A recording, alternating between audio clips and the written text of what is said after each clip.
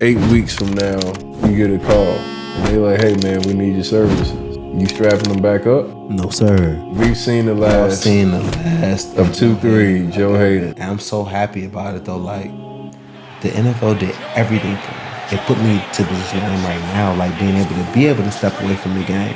I look at like Calvin Johnson. I look at Barry Sanders. I look at the dudes like where they had plenty more years left. Right. I think I might have had maybe one, maybe two. Like, I can't just go and play ball when I can be doing so much other things, like to help my family, help myself, get my mental right, and just feel way more appreciated. What's up? Welcome to another edition of the Get Your Ass Up show. Hey, we're going to call this the Hanging the Cleats edition. Hey, man, I'm sitting here with a legendary player, man. I got mad respect for. Been following your career for your whole career. Yeah. Checking you out since you've been in Florida. Watch you as a pro, man. You've just been a phenomenal player, man. Fun to watch, man. I actually met you through some of my boys back in the day. We were kind of like we met each other, but we didn't really like know each other. No, for sure. But we partied with you a couple of times in Vegas, man. Shout out to having Joe Haden on the show, man. Appreciate you coming, dog. Man, thank you for having me, bro. Respect. Sure. A couple of things, man. First and foremost, man, I was just sitting here talking to you, and I didn't realize you were the number 2 highest paid player at the cornerback position, right? Yeah. How much money you say you made? It was around $121 million. We start off with the big bag edition with Joe Haden, man. Joe was like, yeah, man, there was only one other player, Darrell Revis, who made more money in the position. And that's a hell of an accomplishment. Thank you you, actually man. came in the 2010 NFL draft. Yep. So, 7th overall pick. Yes, sir. So highly picked, really. That's super dope, man. I always be like, a little jealous of y'all guys, man. Cause definitely back then, y'all was getting really paid. That's before the new CBA kicked in place. So you guys were able to really get paid. For me, I came in as an undrafted free agent, so 120 was never in my 121 million was never in my football career path. But man, I just want to tell you, I appreciate you sitting down. Interested, man. I had Joe reach out to me a few weeks ago, and obviously, like, my real estate following has been something that I've been building over the years.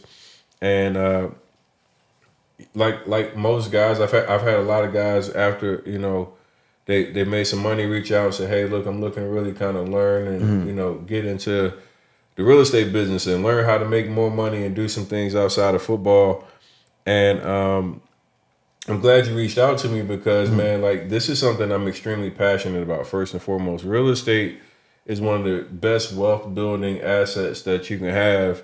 And I've been able to do something that's really phenomenal and help my family. And I know, like, the position that you're in, this is going to be things that we've kind of, even what I showed you already today, will be able to help you kind of do anything and everything, whether football is still part of your career or not.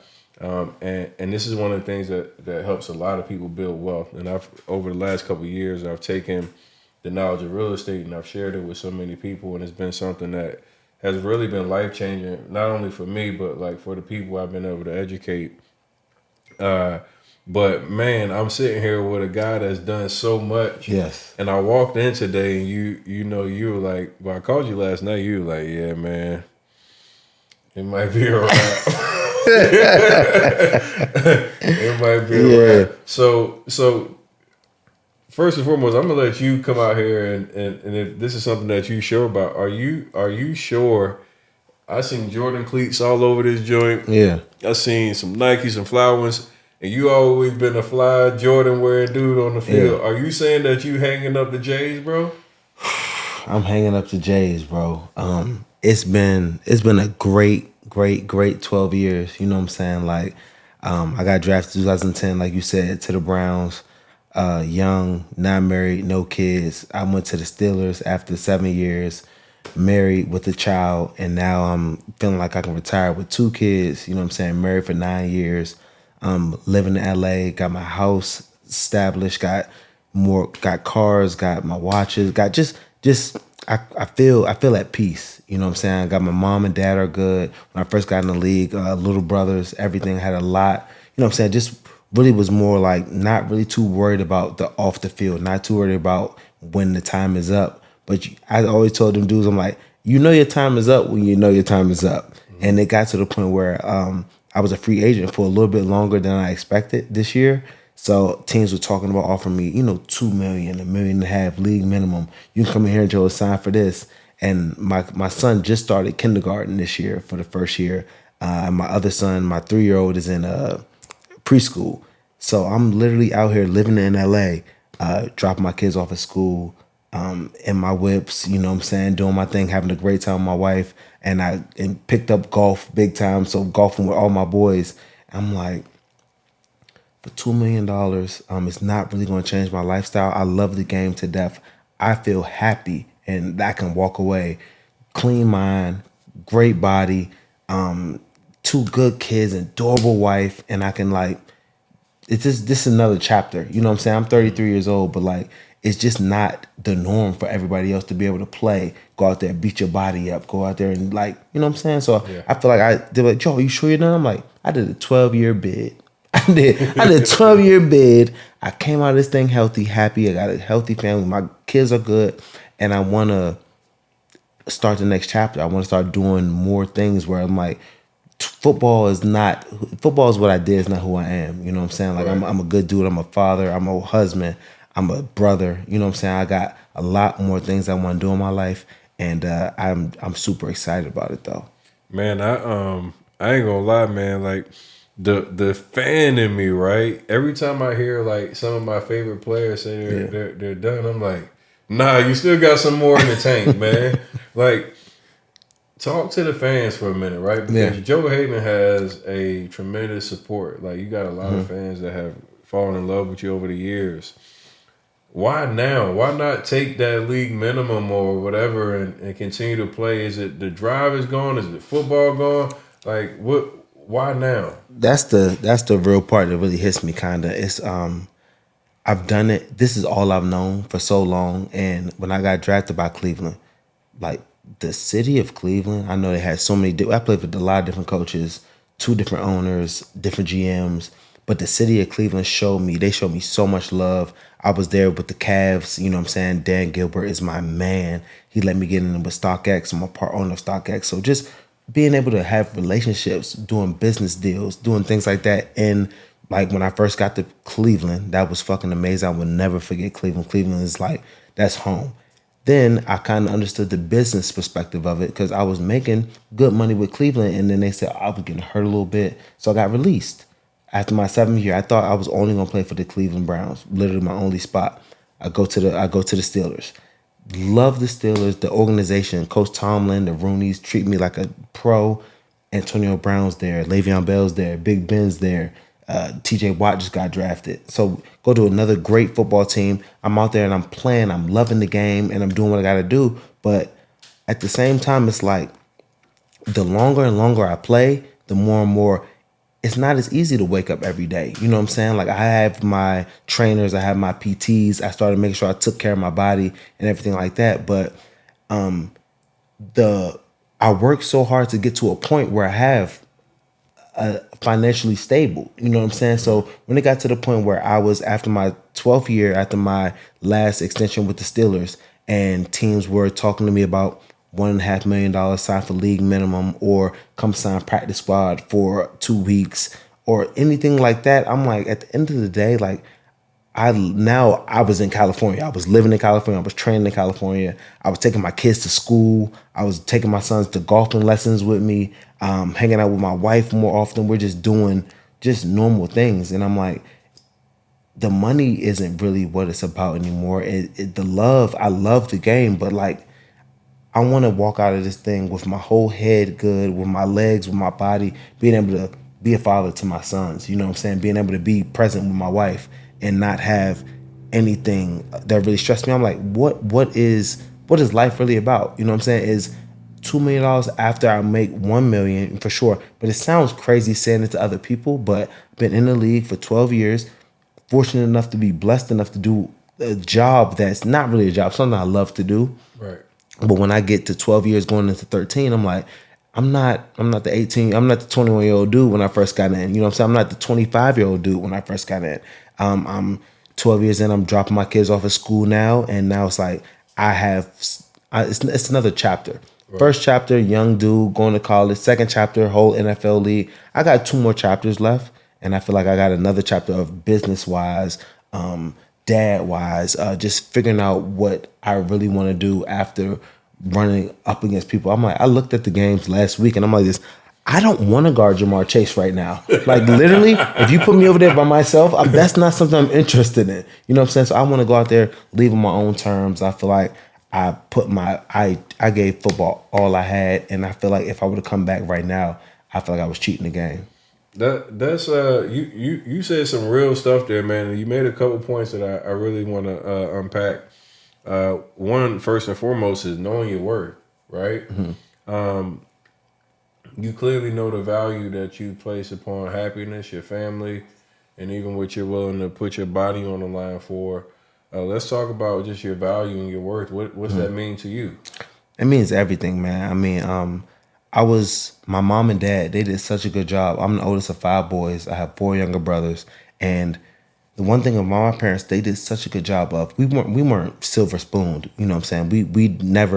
We never went hungry, you know what I'm saying? But we weren't rich. So when I was going through high school, I was going through elementary school, middle school, and I'm the oldest of 5 boys, my mom and dad always made sure that we tried our hardest in sports and got good grades. So they never made us feel like we were adults as kids. So my whole entire youth was basically, I love football, I love basketball, and I make sure I get some good enough grades that I can play this. I think it's going to make me go to college for free. You know what I'm saying? My parents didn't have bread to pay for us to go to college. So we looked at football and basketball basically like a way to get out of the crib, out of Maryland, out of the city, and be able to go wherever you want to go, where they're going to be able to pay for you for college. Mm-hmm. And then you'll figure it out from there type stuff. So I always look at my mom and dad as being such a person where they were just I never had a job at McDonald's. I never had to clean anywhere. I just always balled out and made sure I got my grades. So when I ended up getting drafted, when I ended up going to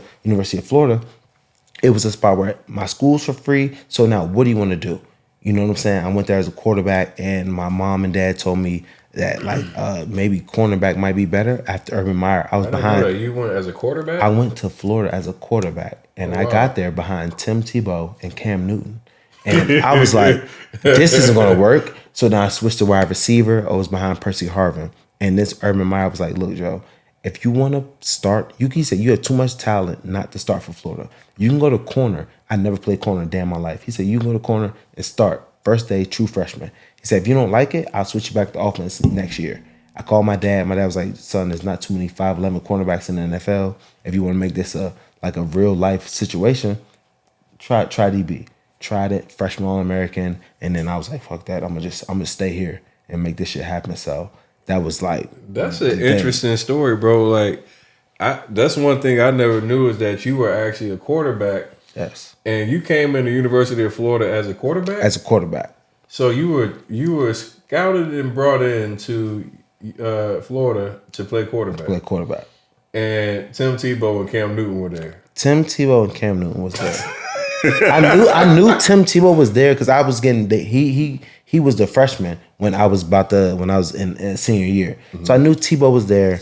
Me and Cam played in the All-Star game together, East-West All-Star game before we went to Florida. We graduated high school early, so we were there in January. Our first day of school was when Florida beat Ohio State in the national championship. Oh, okay. So we kind of knew what was up, but I still was like, man, Mom, Dad, I love competition. Let's go see what's up. Went there as a quarterback, switched that quickly because I'm third string. I'm not even second string. It's not like I can get in quickly. Went to receiver, went behind Percy, and then switched over to DB, and it worked out perfectly. Yo, that's super dope story, man, because I know just, following you, I've only associated you as the defensive back. Yeah. No clue that you actually played quarterback. We had to get some film from you. Bro, I got some good tape. I got great tape. Got great tape. Great tape. That's what's up. So you at USF, right? No, it's not USF. UF. you're UF, and you made the change to DB. Mm-hmm. You guys have been traditionally known for a powerhouse football team, SEC. What was it like transferring from quarterback to defensive back, and then having that type of like you in a very competitive conference? Yeah. What was that like for you for your first year? I mean, obviously you did well, but like, was it a big challenge to transfer over? I think it was. I think it was a big challenge, but it made it a lot easier that I played quarterback. You know what I'm saying? You know route trees, you know route concepts. You kind of know what the offense is trying to do. Right. So defensive playbooks are a lot easier than offensive playbooks. I could just put it like that. Offense is just so much more going on. Defense, you got cover 2, you got cover 3, you got cover 4, you got 0, you got certain different. You mix it up with blitzes and packages, but offense is a whole lot of more stuff going on. Like defense is a little easier to learn. I think it's harder physically to cover AJ Green, Julio Jones, Percy Harvin while I'm going backwards and I might not know their play. You know what I'm saying? So I think that's the biggest part is physically it's a lot harder on defense, but mentally defense is a lot easier because you just have to understand the concepts, understand your defensive calls, and then when you start getting good at it is when you start studying that tape and you know what the offensive dudes are going to do before they do it. That's what changes the whole game. That's I mean, I'm still tripping, man. Like, that's a dope Joe Haden story. Bro played quarterback. Bro, I was nice at quarterback. That's crazy. Like, I was going to go to UVA or Ohio State as a quarterback. UVA didn't take early graduates. And then between Ohio State and Florida, I ended up picking Florida because I wanted to go to a warm weather spot. I hear this accent, so you gotta be a Baltimore guy. No, bro, I'm Maryland. I'm Maryland. I'm PG County. I'm PG you County. You hear that? 2. I don't do the 2. Hey, look, my family's all like DC, PG County, all through them, and I actually got a couple properties in DC. So okay, I grew up all through like DC, so I love the vibes there. But when I hear most of my people that play sports there, they're typically basketball. I ain't really known any like crazy, super talented quarterbacks coming out and going to UF. Yeah, out of PG County. That's impressive. Like, what college? I mean, high school did you go to? I'm at the Friendly High School, in for Washington, Maryland. All right, but and what was that like as far as like?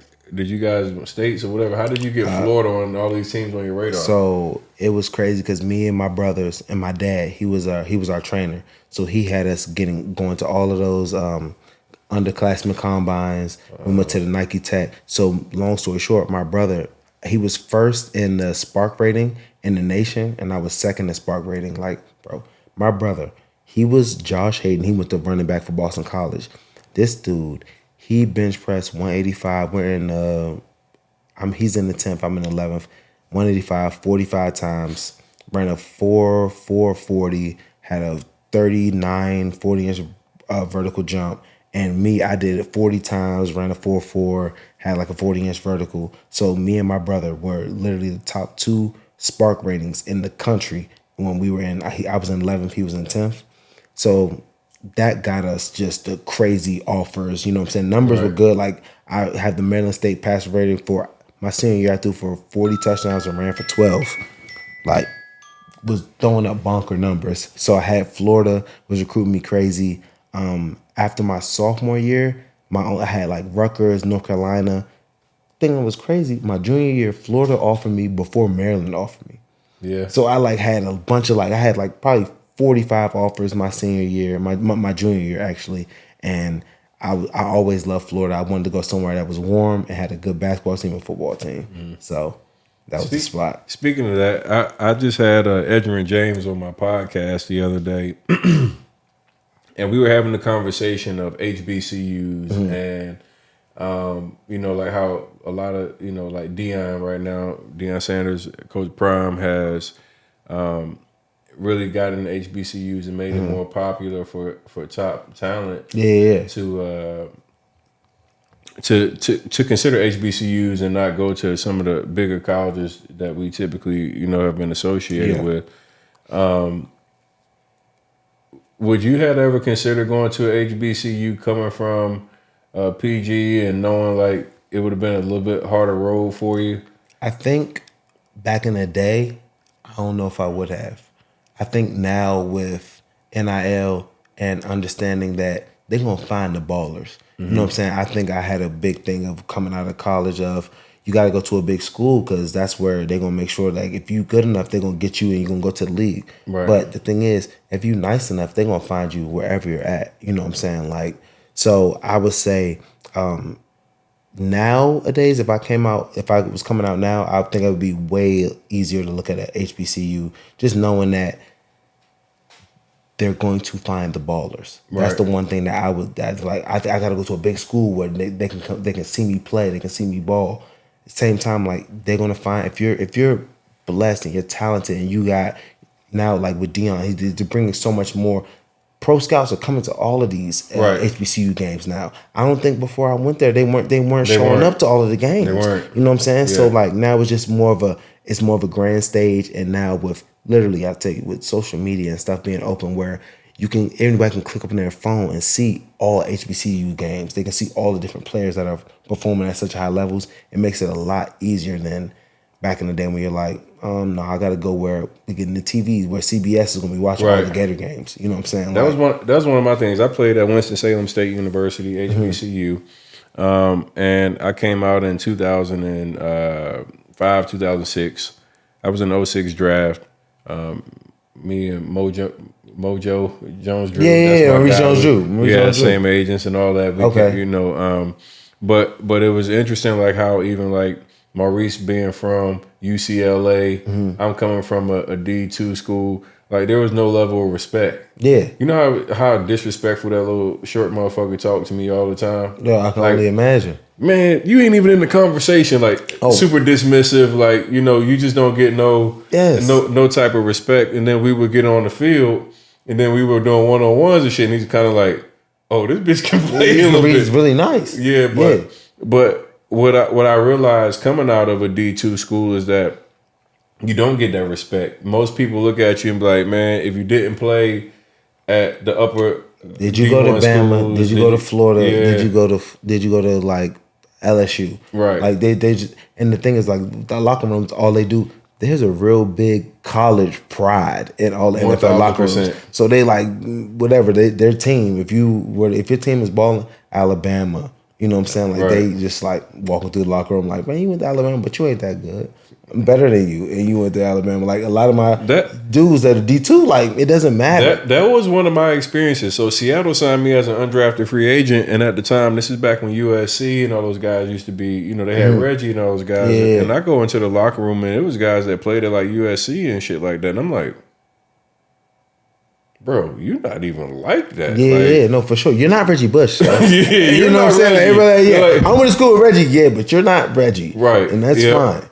There's other dudes you're going to get your ass out of here. But that piece right now has been something that's been very contentious for a lot of people. It's like, hey, would you go to a Division II HBCU school, whatever? And I'm glad that Prime has now put a spotlight on HBCUs. He's got the number one player. Man, that's crazy. And that's huge. But that's the part where like he knows he's going to snap HBCU and he's going to be able to go high in the draft because you're one of the best players in the country, period. No matter who you are. They see you there now because you at the HBCU. You might be snapping a little, you might go a little crazier. Yeah. But at the end of the day, you're a baller. You're a ball player. Do you think like in a situation like that where you obviously it's different times now, but like for somebody like you, you came out, you were top 7 draft pick. Do you feel like you would have had the confidence to even consider going to a HBCU, knowing like potentially your draft stock would have been completely different? I'm not gonna lie to you. I don't think I would have. I'm not gonna lie to you. I don't think I would have. I think I still would have probably went to a SEC school or like a Big Ten school. And I just got to be honest. You know what I'm saying? Like I wish it were different, but I feel like the competition that you have though when you're playing against the Alabamas and LSUs and like when I'm in SEC, I'm like this. I kind of want to go against the best of the best. You know what I'm saying? So not in a way like he's gonna go there, and I'm no disrespect. I hate to like say what I'm saying. What I'm saying is like I'm going against, you know what I'm saying, going to HBCU, but I'm like for me where I was at, and now if it was this position right now, I don't know. It's getting closer. You know what I'm saying? I'm loving the fact that my man went to Deion school, the number one player in the nation. He's going to probably be top 5 pick in the draft. I want that to happen. It needs to happen. Yeah. Because it should not happen. If he was at LSU, he'd be top 5 pick. You know what I'm saying? You see the dude. He's offense, defense. He's the best receiver out there, and he's the best corner. Like, he can do crazy things. So I think he's going to be able to kind of switch the mold, but I can't. I just want to see more NIL money coming towards these dudes, more like all of that stuff. And I'm loving the fact, I think it's Deion too. If Deion Sanders was a coach back in the day, I would have went to Jackson State. You know what I'm saying? Yeah. Like, for sure. Because they're getting it's the right people. It's the right people. Yeah. It's the right people. You got to have the right people. And you just want to make sure that you're not, you don't know what you don't know. You know what I'm saying? So now it's getting to the point where it's kind of we're seeing things, and I think my man from Jackson State, the number one high school player, I think he's switching the mode up in an amazing way. That would have made it easier for me to feel like I'm gonna be the opposite side of him. Me and him, Jackson State, he go 5, I go 7. That's the piece that I really enjoy, is that like at least there is like progression happening in HBCU. Man, I can just remember, for me personally, man, I'm at Winston-Salem State. We're like equipment trash, weight room trash. I was actually going to Wake Forest University to do my off season and all my workouts. Damn.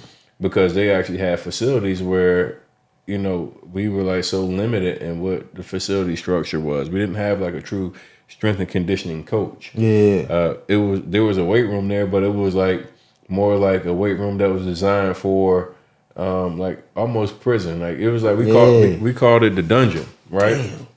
So when I went over to Wake, shout out to Ethan Reeve, that he was a strength coach there, man. He just like opened the door for me. That's what changed the player that I was. Because I realized for me to be able to try to get to where I wanted to go, I was going to have to do something a little bit outside of the box because of like the situation. You go into a place that's understaffed. They don't have all the resources. They don't have the meal plans. They don't have the structure. And I was like always thinking big picture. I wanted to make it big time. So I was like, hey, I want to put myself in the best possible position to get the best training, get access. Yeah. So I was like, wait. And I realized pretty quickly like the difference in like what a program with the structure was looking like and whatever. It was like night and day different. And even like to when I did my pro day and everything else, it was at Wake Forest. When you think about like some of the stuff that you were able to do at UF, when you come out, and did you go for your full 4 years or did you come out early? Came out, I went did 3. 3 years. So you came out early. You guys, you know, on a pro day, you guys are going to have hundreds of scouts. You're going to have head coaches, owners, pro personnel directors, everybody coming up to see you. And then on, you know, stuff for us, like we got the area marketing scout. I know. we got Jeremiah, you know, he's coming out from, you know, he's just the guy they send off, you know, to go do his groundwork. So I always look at like what I see now with the structure, and I'm really proud of seeing somebody like Coach Prime take and put an emphasis on, hey, let's spotlight HBCUs, let's spotlight big names going to places that they typically didn't 1,000%. go. But I know back in the day, there's no way in the hell that I would have chose a HBCU if I had the option of going to a predominantly white university. Like it just wouldn't have happened. The opportunity for spotlight TV, etc., it's significant. Yeah. What was something like at Florida, like you guys didn't have NIL or any of that shit going on at the time, but I know y'all had your own private NIL. Hey, let me get a second. I gotta go to the bathroom. You at UF, man, and you come out here, you switch from corner to, I from quarterback to cornerback, defensive back, and you light it up. What was it like just being in the atmosphere of UF, man? You guys have like an amazing fan base. Like, I always wanted to play in one of those big ass, like, you got the, y'all going crazy, the swamp. It's honestly unbelievable, bro. So I went from Florida. I went from a high school playing quarterback to Florida, and I just always wanted to play against the best, bro. Like I told my dad, he started training me. We started lifting weights, me and my brother, at the 7th grade. So when the combine and when all of like the spark ratings and everything was going on, like me and my brother, we just was ready to like get scholarships, go to school, and compete. My dad always kept us competing because like my brother right under me, Josh Haden, he went to Boston College, played running back. This dude was literally, we're the same age for 10 days. We're not even a whole year apart. So the competition that we always had, just trying to make sure who lifts faster, who lifts more, whose 40s faster, who got the highest vertical. Like just calling my dad at work in the middle of the backyard, just going at it, like full pads, running, smack at each other, like boom. I'm like, man, you're trying with the ball. Like I'm about to knock your head off. You know what I'm saying? Like that in-house competition that I had with my brother, that was literally, he was number 1 spark rating in the nation. I was number 2. You got somebody next to you that's like really not letting you get complacent, not letting you think that you're sweet, you know what I'm saying? And then my dad too was always like, start scoring. I was nice when I was a young player, me and all my little brothers, but he never made us feel like never get complacent, like always, what do you need to work on? Like always was on coaching us up, never on some like when we score touchdowns. First game of my career ever, 7 years old, first play of the game, 99-yard touchdown, and just act like it never happened. Like act like you're used to it. Like don't ever rub stuff in people's faces, you know what I'm saying? Like being better than the other dudes, because it was like, it's nothing I did. It's nothing my dad did. It's kind of like God gave me this ability to be nice. God did. God gave me this ability to be crazy at football. You know what I'm saying? So I just was always super humble and happy about like, I knew I was good at something, but I never wanted to like knock nobody. But anything I needed to do better, I always tell my dad, like, I scored 4 touchdowns a game. He was like, son, you would come up to me like this. Dad was like, what can I do better? You know what I'm saying? Just like I was never like, yeah, I got this. When I went to Florida, I was always like, I gotta grind. Like these niggas are so nice. Everybody around me so nice, so competitive. They want to be the best. They want to be like the way I want to be. So if I can do my thing versus these dudes, then you know what I'm saying, I could make it. You know what I'm saying? So just that always like hunger, never want nothing bad for nobody. What's meant for me is meant for me. So I will always want to see my dudes do good. You know what I'm saying? Like always had that just genuine happiness for somebody else. Like, nah, man, I hope you, man, drop that. I'm like, no. Catch that, bomb somebody up, like go crazy. You know what I'm saying? Because if you snapping, that has nothing to do with me. If I'm not snapping, that's because I'm fucking up, I'm messing up, I'm not on my P's and Q's.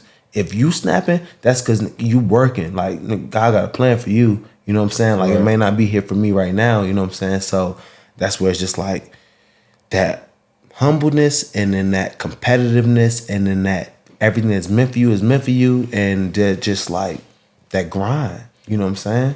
Speaking of your time at University of Florida, I like asking people, definitely that were in environments like that, who in your era were like the best players that you remember like playing with at UF?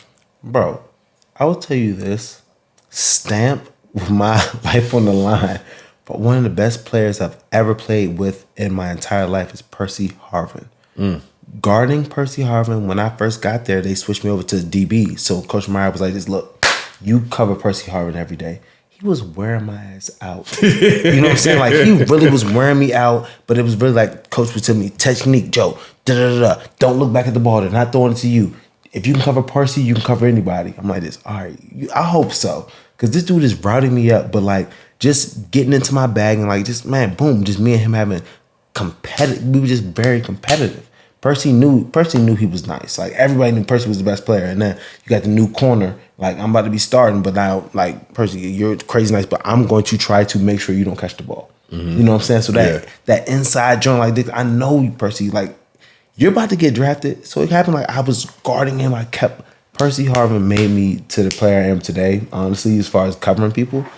His junior year, he got drafted first round, left us. So it was my sophomore year. And then I had another year left at school. I'm like, man, I was covering Percy from my freshman year till like literally before I got drafted till all the way my sophomore year. Then he left. And like I got a lot better. You know what I'm saying? Like if I can cover Percy, I can do this NFL thing. Like, bro, what are we talking about? So then that's when I really like after Percy got drafted, after my sophomore year, I kind of knew, you know what I'm saying? Like, bro, I can be really nice in the NFL. All right, so in your time in Florida, who's like the top 5 Gators that you played with? Top 5 Gators I played with, I would go with Percy Harvin, Tim Tebow. Put the Pouncey twins together. Yeah. Aaron Hernandez, and maybe I would say Brandon Spikes. Oh yeah. Yeah. Brandon Spikes or Janoris Jenkins. Brandon Spikes / Janoris Jenkins. Y'all had Janoris Jenkins. Yeah. Janoris was my other Janoris was my other corner. We were strapping out there. Ooh. So we'll go Percy, Tebow, the Pounceys, Janoris / Spikes. Yeah. Y'all was loaded. Oh, we was dope. Ooh, y'all was loaded. Yeah. The Pouncey twins are absolute, you know, they legends in Florida, man. They I mean, even in their careers in the NFL, done a phenomenal job. Janoris Jenkins, damn dog. Wow. Spikes, dog. Spikes, dog. Carlos Dunlap. Ooh. Oh my God. Man, I forgot about Los. Disrespect Los. Los is still in that thing too. Los on the year 13 right now. We got drafted the same year. When y'all he was in Cincy. He was in Cincy. Yeah. So I played against him 7-8 years. Yeah. But Los, great dude, great player, great man. So yeah, we had a nice crew. What like the SEC is known for being super competitive and like the Georgias, the Bamas, like Floridas, like you guys have had like some legendary battles. In the SEC, who would you say like was your toughest game and toughest opponents that you went against? I would say we had 2. It was Alabama and Georgia. Georgia, when they had Matthew Stafford, they had Noshawn Marino, they had AJ Green.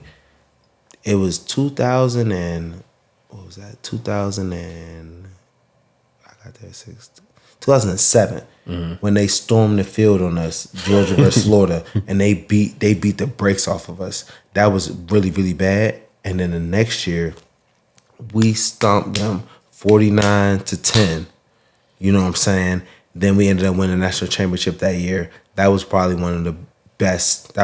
My sophomore year at Florida was the best experience when we won the Natty. My junior year, we went undefeated all the way to the SEC championship. And Julio and Trent Richardson and Mark Ingram, they ran that bit down our throats. Yeah. And then we ended up not going to the Natty. And we went to play against Cincinnati in New Orleans. Spanked them up real nice. But we should have won back-to-back Natties. We won my sophomore year, we beat Oklahoma. And my junior year, if we'd have beat Bama in the SEC championship, we'd have won back-to-back Natties. Yeah, you guys in Bama, y'all had some legendary battles, and Bama just, I swear, they seem to like always be in the mix. I mean, like every year. They get the best of the best. There's a couple players that you mentioned, man. You mentioned Aaron Hernandez. I hadn't heard people really talk about him in some time. And obviously, you know, he passed away, and we heard that whole story with him. Forget the off the field. As a player, I remember what he looked like in New England. Like, what was that like in just seeing him at UF as the player? Like, Aaron Hernandez, the player. Aaron Hernandez, the player. He changed. I feel like he was doing the same thing as like Travis Kelce right now, changing the tight end position where you can split him out as a wide receiver. He's a big wide receiver. Right. Where, you know what I'm saying? If you get him matched up versus safety, too slow. Matched up versus corner, too little. You know what I'm saying? Matched up versus linebacker, just no chance. So you got the dudes that really knows those routes, really know how to put their foot in the ground, and get skinny and make plays. So him on the football field was unbelievable. He would score touchdowns and punt the ball into the stands. Like he didn't care, and that was the part that made it like, bro, we were out there spikes, pick sixes, punting into the stands. Like, you know, when you got a team that's like you're just better than a lot of other dudes. You know what I'm saying? Like, and everybody's you in that bitch in practice competing. Like, bro, like, no, you're not better than me. But like, you got dudes that are like all first rounders going smack at each other. Mm-hmm. You know what I'm saying? So you're like this. If we can do this in college, when I get to the league, it's nothing different. You know what I'm saying? You playing. I was guarding Julio Jones one week, AJ Green the next week, Percy Harvin in practice. So I'm like, if I can do this.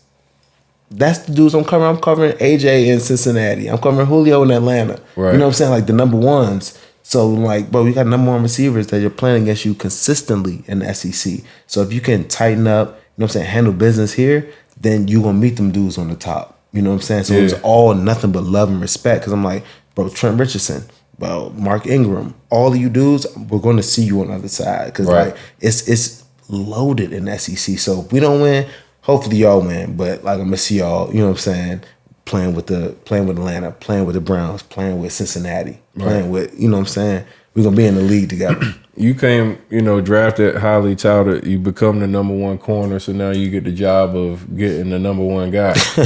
Yes. Right? What's that like, the pressure of being the number one corner? And you know how it is, man. If you have one bad game, you've been exposed. Like you're trash. Yeah. What's the mindset for a defensive back when like 1 week every week you're guarding the number one player, and we just saw last week where NFL season kicked off and Jalen Ramsey, he had a bad game. He had a game where Diggs had a damn near perfect game, and everybody immediately goes, oh, he's not as good as he used to be, or he's trash or whatever. What's the mindset that you have to have as far as an elite corner to know that you're matching up against the best player on the other team week in and week out, and that expectation of you just shutting somebody flat down?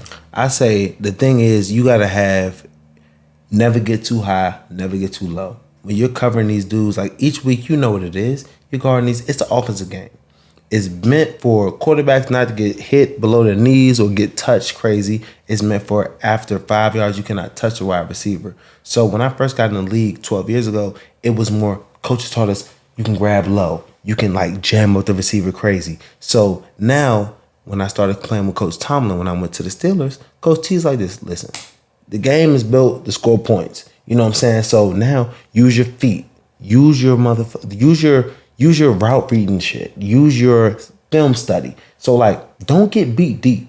Don't get beat for the fade. Make sure if anything happens, you let the ball come back. The receiver's coming back to the quarterback, and you can make a tackle. So it's like each play, when you can cover somebody for 67 plays, they don't throw it your way. They don't do nothing. You can hit with one double move. Everybody looks like you like a bum. You got to look at it like this. End of the day, coaches and people in the eye in the sky, that shit don't lie. So when you go back to your tape and you go back to your film study, what did we talk about? Is this something where I should have got hit, or is this something where that's me? I messed up. Right. You know what I'm saying? Being able to keep yourself accountable and being able to have people around you that know like what type of game's going on. You can't just sit up there like back in the day and just literally jam the dudes and like grab them on the line. You're gonna get flagged. If you touch them past 5 yards, you're gonna get flagged. Right. So like just coming to the realization as a DB like this, look, it makes no sense for me to think that they're not gonna catch nothing. If I think that if I'm trying to cover everything, I'm covering nothing. So I could be like, all right, bet. In these situations, boom, he's gonna get 2 yard joint, a slant, whatever, catch and tackle. Not gonna hit me with a double move. It's 3rd and 10. He's not going to get 10. You know what I'm saying? Let the ball get caught in front of me. Come and make a tackle at 5 yards. You know what I'm saying? Right. So just situational awareness, knowing what defense you're in, and then being able to understand, like, you're not going to make every play. But, like, those third downs, those 3rd and 6s, 3rd and 7s, 3rd and shorts, any of those, know their route and know, like, when you can be able to, like, if you're in too high, you can jump everything. You got a safety covering your back. Talk to me. If this nigga runs a slant, I'm jumping it. I'm play off acting like Quarterback don't know. I don't know what's going on. And if he runs a slant, I'm going to jump it as fast as I can. Letting the safety know if he runs a slug or double move on me, you got my back. You know what I'm saying? So just being able to know like when you can take chances, when you can't, and then don't get beat deep. That's the main thing I always tell DBs. If you single high, don't get beat deep. He runs a 10-yard comeback, you catch him and tackle him, that's another down. You live to fight another day. You know what I'm saying? So as a corner, you gotta not be like, if I get hit for a touchdown, all right, bet, whoop, that happened, everybody saw it. But like, I'm not gonna let that turn to another touchdown. I'm not gonna let that turn to another 12, 20-yard completion. You know what I'm saying? Like, wipe that shit out, because once you get a pick and you sick some shit, then everybody's looking at you, oh man, boom, boom, boom. You saved the game. You saved the game. I'm like, all right, bet. So what has it been like for you when you've given up like that big play and it might have been in a big moment? Because I mean, obviously, like the pressure's on you. You're the number one corner. Yeah. Like, is that something that keeps you up at night? Like, you know, maybe you had a game where you gave up a big play or something like that. How easy is it for you to let it go and go to the next game or the next week? It's not. It's easier said than done. It means a lot to me because I would always want to be the best. I never want anybody to ever look at the game and be like this, man, nigga Joe trash. Like, that was something that always kind of kept me going, because I'm like, I love the game. I know I'm nice. And I don't want to ever have anybody able to look at the game and be like this, he's trash. You know what I'm saying? So that's something that kind of will always, like, not affect me a little bit, but when I was talking about understanding what's going on, understanding that you can't win every one of these joints. So I would say, like, depending, it'll take me like during the game, I'm able to wash it out quickly while I'm there. You know what I'm saying? While I'm playing, that play happened, man, I'm gonna get a book the next one. Like, I ain't tripping, lock in. But when I leave the game and when I go home, like, you know what I'm saying? It'll hit me for a little bit, but I got to the point where I'm like, Joe, what did you do wrong? Like, was it just a good catch, good throw, good defense? You know what I'm saying? Like, sometimes, God, you got this dude, they get paid too. Right. That's what I like to say. Like, there's no reason the quarterback making $50 million, that receiver making $30 million, and your ass making 12. Okay, because they worked it out on your ass and they fucking caught it the right way. Okay, man, I'm trying my hardest. You know what I'm saying? So it's not like a effort thing, but it's more like a, all right, bet. Like, what can I do to make sure I'm a little more aware, but more like not like I'm man, Joe, come on, like, tighten up. You got to do. But I'm like, I'm locked in. I came in this joint. I studied everything I could. I did everything I could. But like, sometimes a better pass and catch. It beats a better defense. You know what I'm saying? What receiver, you know, you were lining up against and you were like, man, fuck. I ain't gonna lie to you. When I was in Cleveland, I didn't give a fuck who you were. You know what I'm saying? Like, I was like, my job, my coach would always tell me, Joe, you're gonna follow the best receiver. I was like, all right, bet. He was like, that's where you get paid the big bucks. So that kind of really hit me when I was young in the league. Like, man, I don't give a fuck who you are. So like Calvin Johnson, I would tell you, they gave me Calvin Johnson by myself. I'm 5'11", 190. Calvin Johnson by himself, he's 6'5", 240. Running the same speed as me, a little bit higher vertical. Antonio Brown, I'm there. We got drafted the same year. Antonio Brown / Mike Wallace / Emmanuel Sanders. The whole fucking Steelers unit. Like, you know, I had to go over there to cover them. AJ Green the next year. You know what I'm saying? So it was like a position where the Browns were like, Joe, you're our number one pick, and we're going to pay you like such, but you're going to have to go out there, bitch, and handle your business. Like, cover these dudes. And for me, I'm like this. I want to be Darrelle Revis. I want to be Deion Sanders. They don't ask questions about none of that stuff. They go out that motherfucker and like, that's number one, I'm number one. So I'm going to cover these dudes. They're going to get off of me maybe once in a while, but like, in my mind, I'm thinking I'm holding everybody under 30. Mm-hmm. Everybody under 30 yards, no matter who you are. That was your goal going into the game. My goal, everybody under 30. Everybody under 30. You might have 5 catches for under 30 yards. Like, you might catch a little 5-yard, like 4 or 5 yard joints. I'm cool. That's not hurting anything. I didn't help us lose. Mm-hmm. I kept this motherfucker on 20 yards, no tutties. Under 30 yards, no touchdowns. What was it like being in Cleveland? Like, excuse me. What was it like being in Cleveland? You guys had, you know, a lot of talent, but for years you guys were going through coaches and a lot of losing. How was it like to keep your morale up? You know, knowing that you could play your ass off, but like you guys were, you know, just consistently on like these losing records and losing teams. It wasn't that bad from the point of when coaches came in, we never thought we were gonna lose. That was the one thing. Like every time I was in Cleveland with my boys, with my teammates, with like Joe Thomas, with fucking whoever was there, we were like, oh no, we better make this joint shape. Like quarterback straight, you know what I'm saying? Like put up a couple points. And our defense was always solid. You know what I'm saying? So we never, everybody asked me like, yo, how did it feel going to games with the Browns? I'm like, we never thought we were gonna lose. You know what I'm saying? Like we went into the games like this. No, we can win this joint. But it got to the point where like when this situation would get sticky, we would end up somehow finding a way to lose, or maybe give up a point when we shouldn't have, miss something.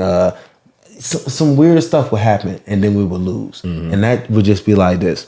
Bang!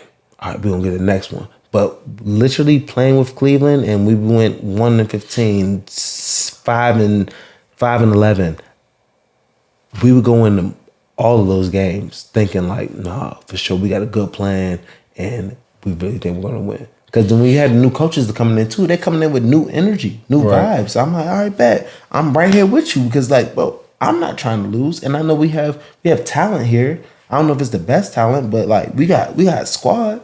Yeah. So I think we can win too. You guys had, you know, 1-15 seasons, and some of these years where obviously like getting early round draft picks and then coming in with new coaches. I know you had like a lot of energy, feeling like you know, you were going to have to right the ship. So year after year, you're always feeling like you're getting better. Was there ever a point where you just like, damn, this shit is like we can't get over the hump or whatever? Was there ever that point where you just kind of like, man, fuck, man, we just can't get right? I felt like when it got more towards like my end of my career in Cleveland, it sounds crazy, but like we just felt like we should have tried it. We felt like the players felt like we could have done more as ownership to try to like get us in a position to win immediately. You know what I'm saying? I felt like they kind of felt like when it was dudes like me, 7 years in, Joe Thomas, 11 years in, we have a couple of dudes that are just like more years in the league, but like I think they're doing more of a long-term plan instead of a right now winning situation. So that was kind of like was one of the things that kind of like it's like, well, this is a little weird, and this is where I was kind of wanting to leave and go to like figure out a new situation because I felt like they were like, all right, we have time, new ownership, we're gonna get a lot of draft picks and we're gonna do a lot of this, and I'm like this. I mean, I'm in my prime right now. I'm trying to win right now.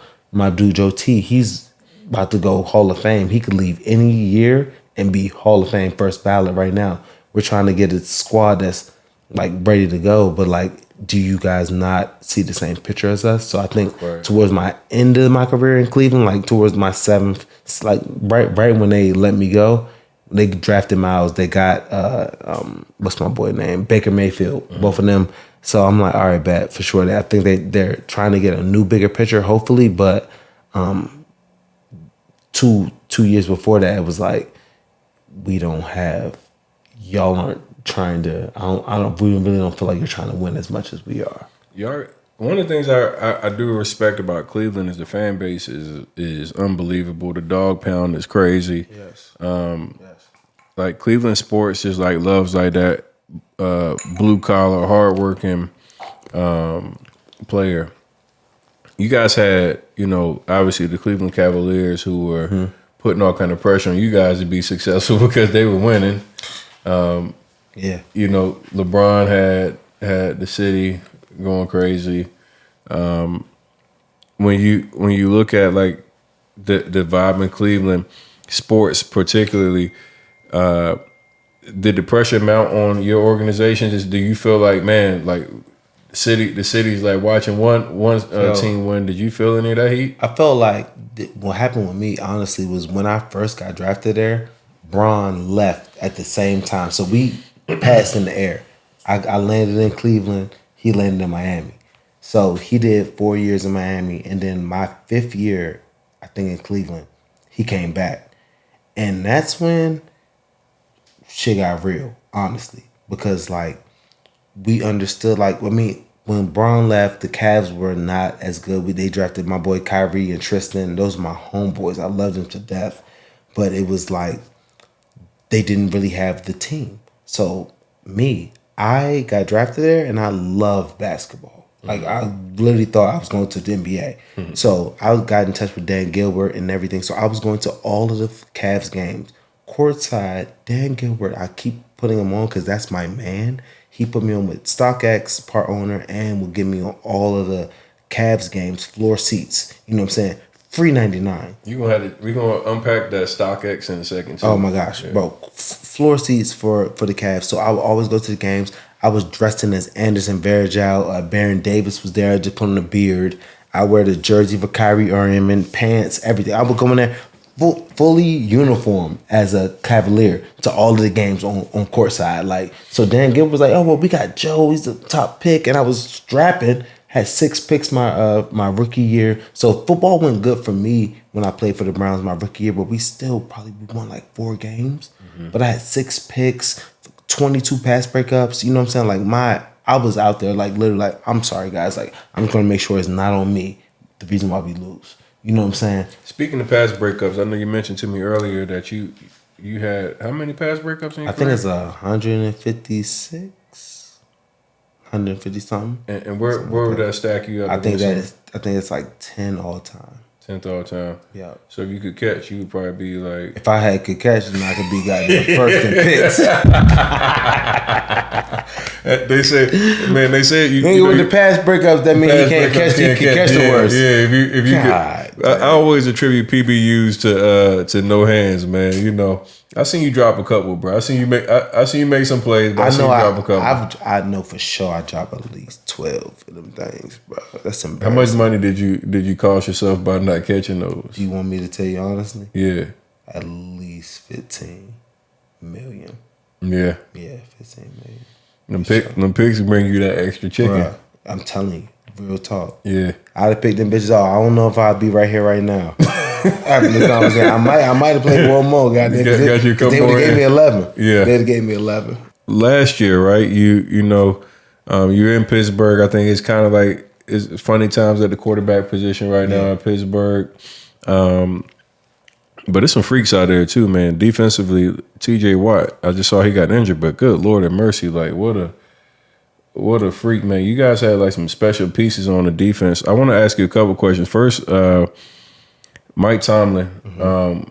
I want to know, like, what was it like to play with, Mike Tomlin, black coach? You know, we know what we see online and on TV. Yeah. But just as a player, what was it like to be able to actually learn from Coach Tomlin and be able to be a part of the team with him? That man, Coach Tomlin, I promise you, I played with Urban Meyer. I played with some great coaches in college and in high school. In Cleveland, I played with a bunch of Eric Mangini, 6, 7 different coaches. You know what I'm saying? But in my heart of hearts, Coach Tomlin is the most relatable, most realist, most understanding coach I've ever had in my life. He's going to keep it 100 with you. The one thing players want is, coach, to be honest. Tell me where I stand. Don't just tell me like, yeah, this sounds good, and the next cut me. Coach T gonna say like this, look, this don't look right. If you don't change it, I'm going shopping. I'm going shopping means you about to get chopped. You about to get chopped and I'm going to sign somebody else, you know what I'm saying, in your position. But you need that because you need to know, like, man, stop acting funny, stop acting complacent. So it will always be like the vets there, Cam Hayward, T.J. Watt, Minkah Fitzpatrick. Minka's looking special. Oh my goodness, I'm man. telling you this right now. Wow. Minkah Fitzpatrick, I literally, while we were sitting here, I was responding to text message with Minkah. Me and Minkah texting. I'm like, bro, you went crazy, bro. Keep doing your thing. Pick 6, field goal blocks, everything. And the thing about Minkah is football is his love. That's Did the Miami passion. Dolphins fuck that one up or what? Miami, but that's, I mean, God. Shit. I mean, yes. They did. Yes, they did. Yes, they did. Wow. Minka, TJ, Cam Hayward, those three dudes are Hall of Fame players on the Steelers defense right now. Like no, I say that. I say first ballot where they need to be. Honestly, TJ Watt. Hold on, man. That boy played one. That boy played one game. Hold on, dog. Did you just say Minka Fitzpatrick, T.J. Watt, and Hayward, all first ballot Hall of Famers? All first ballot Hall of Famers. Man, The only other all first ballot Hall of Famer I ever played with was Joe Thomas with the Cleveland Browns. He's the only first ballot. He's the only first ballot Hall of Famer for sure. That's very high praise. These dudes are built differently. Wow. I'm trying to tell you. And they got hella more years. Cam Hayward, this is going to be his 12th year, the same year I finished. He got at least 3 more years doing Cam Hayward things.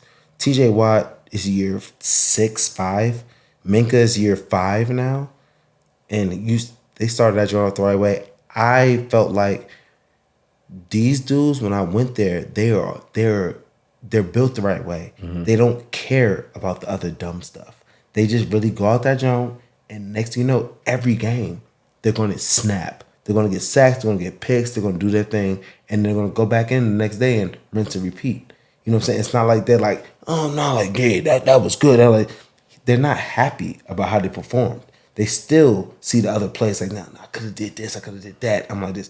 That's going to make you great because you don't care about the statistics and anything. It's going to be what it is when you retire. Like that's why I'm like now for me, I'm like, damn, Joe, you actually really had a bunch of like shit. You had some picks, da.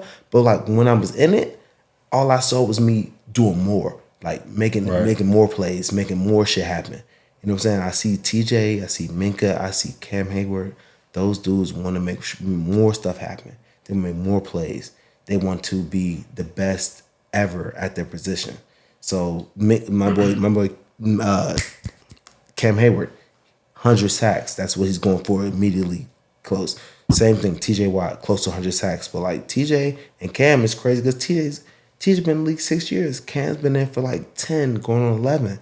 And they're both searching for the same amount of sacks. And I know Cam is going to be first. He should be first or second. He should go Hall.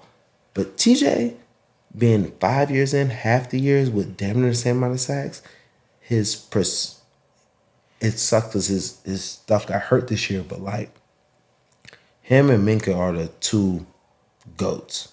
Wow. GOATs. Yeah, I was I hate when you see guys go down, man. That's like one of the shittiest parts of football when you see like the really, really good, talented players, lose a year or so. Definitely like week 1 and like shit like that is even worse. Like you just like, damn. Yeah, it's like, damn, you did all this training prep all off season to have the first game take you out. When you look at a guy like TJ Watt, obviously his brother, phenomenal career as well.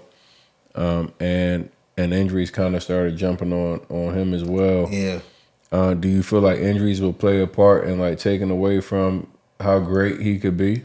I feel like the younger you are, the more chance you have to get back. So it won't be that much of a decision. I'm so glad that he was finally able to win the Defensive Player of the Year. He broke the sack record. So now it's saying this man had a pick yesterday. Bro, he had a pick, 2 sacks, and a pass breakup, like in the first 2 quarters. It was crazy. So I'm looking at him like, oh my God, TJ's going crazy. But like when he did his little chest thing, did his peck, I'm like, I feel so bad for him. But when TJ plays, TJ balls. So he got his new deal. He's gonna be able to be more than blessed for the next 3 years. He has 3 more. That's what I love too. NFL, it is what it is. He got 3 more years now to be able to do whatever. This year, he may not be able to snap for his thing, but he's making $30 million a year for the next 3 years. So this year, if it's not with Steelers, sorry, TJ couldn't do his thing this year, but like football is what it is. So that's a guarantee. His next 2 years, he has $30 million a year where he can go out there and still show them that he's still TJ Watt. So like I'm sad for sure, but at the same time I'm happy for him because I'm like, bro, get yourself right. It's football. Like if you don't get hurt, you're going to continue the ball. Obviously, you TJ. Right. You had fucking 3 of the craziest plays of the season in the first quarter, and then next you got hurt. So now That when you're on the field, ridiculous. you do you. When you're not, you know what I'm saying, it's You crazy. see a highlight like that of a defensive end jumping up and picking the ball like that, just absolutely freakish, man. Crazy. When you go back and you think about your career, give me your favorite game that you had that's the most memorable. I got a ton of balls behind us, man. We got. I would say, bro, I got two plays, maybe. I would say my pick, it was probably in 2015, 14 versus the Atlanta Falcons in Atlanta. Matt Ryan throwing it to Julio Jones. I think I might have jumped 57 inches in the air, minimum. Grabbed the pick in front of Julio, tucked it crazy 2 feet in. It was just one of them plays, like, that was a year I went all pro. You know what I'm saying? I had 4 picks, and I was just, like, in my zone. That was one of the years, like, yo, Joe, who you want to cover? Give me Julio. Don't worry about it. You know what I'm saying? Like, cockiness, but at the same time, no, if I get hit, I'm not going to strap Julio for every snap. But to the comfortness of, like, I want Julio every play. Mm-hmm. Like, y'all roll over there to Roddy. Y'all roll over there to everybody else. If we get beat by Julio, that's because, nigga, your best corner, me, I want to be the top paid corner in the league. Like, he gave me numbers. You know what I'm saying? So, like, the comfort of being able to know, like, when you feel in your bag, you feel in your bag. Mm-hmm. So that's why I'm, like, coming out of this now being like, this year 13. I don't know if I'm in my bag, but I could still go. But I don't want to, like, leave with people like, damn, like, Joe, like, he looked crazy his last year, right? Like, that boy, he looked a little slow, didn't he? Like, I don't want none of that smoke. I want, like, I'm going on my show on top. Yeah. And it was, if the teams would have came to me with more better things, I think I could have went out there doing hoop for real this year. I ain't gonna lie. I don't think I'm, like, just saying, like, oh, yeah, nigga, my fucking legs started closing off on me. But, like, if I wasn't going out there for no reason. Yeah. I just didn't want to go out there and just, like, say I'm playing in the league, because it's like, who I got shit to prove to? You know what I'm saying? Like, I don't have people like, man, Joe, like, man, I ain't know you was done. I'm like this. Yeah, because you ain't out there practicing and playing. You know what I'm saying? Like, I'm cool. You know what I'm saying? Like, I'm in my spot, I'm in my vibe. Like, the league kind of showed me, like, if I went from making $9 million minimum to 1.5, that's going to show me, like, that's not the really, like, you kicked out, but I'm like, y'all damn, they kicked me out. You know what I'm saying? That's a significant drop in pay from 7. I'll say, bro, $9 million to 1.5. That's like $7.5 million. Yeah, that's significant. Significant. For sure. Because, you know, some of the listeners might be like, shit, that's still $1 million or whatever. No, but I feel them. But, yeah. But, like, I mean, shit. I gotta just keep it a bean. Not for me. Yeah. Not for me. And not to run against. And my shit, man, I had concussions. I had my fucking ankle scope. I had my back fucking tight. And I don't want to not go out there and be able to cover the number ones. Yeah. I've been covering number ones for 12 years. So when I feel like I'm in this position where now you could tell me, like, nah, Joe, you can come in on a nickel package. Man, fuck the nickel package. Nigga, I'm a starting corner. Nigga, I'm the dude that covers the best guy. You know what I'm saying? Like, that joint throws me, and I'm like, I can leave this show smooth. Don't got nothing to really worry about. So I'm at peace. All right, so give me Joe Haden's top 5 defensive backs in the league right now. Top 5 defensive backs in the league right now. Still Jalen Ramsey. Still he's in my bag. Safeties. Minka Fitzpatrick. Jalen, Minka. Let's say, we got another corner in there. Jalen, Minka. Derwin James. Okay. Derwin James is fire. Let me get another corner. Who am I? I'm a big Slay fan. I love Darius Slay. Love Slay. He's more of an OG too. He's more of an OG. Hold on, I need another one. Who's my Denzel Ward? I love Denzel Ward also. I like Denzel Ward. That's a good one. I like Denzel. I need one more safety though that I'm fucking with. That was 5 DBs, but you give me one more. I safety. need one more safety.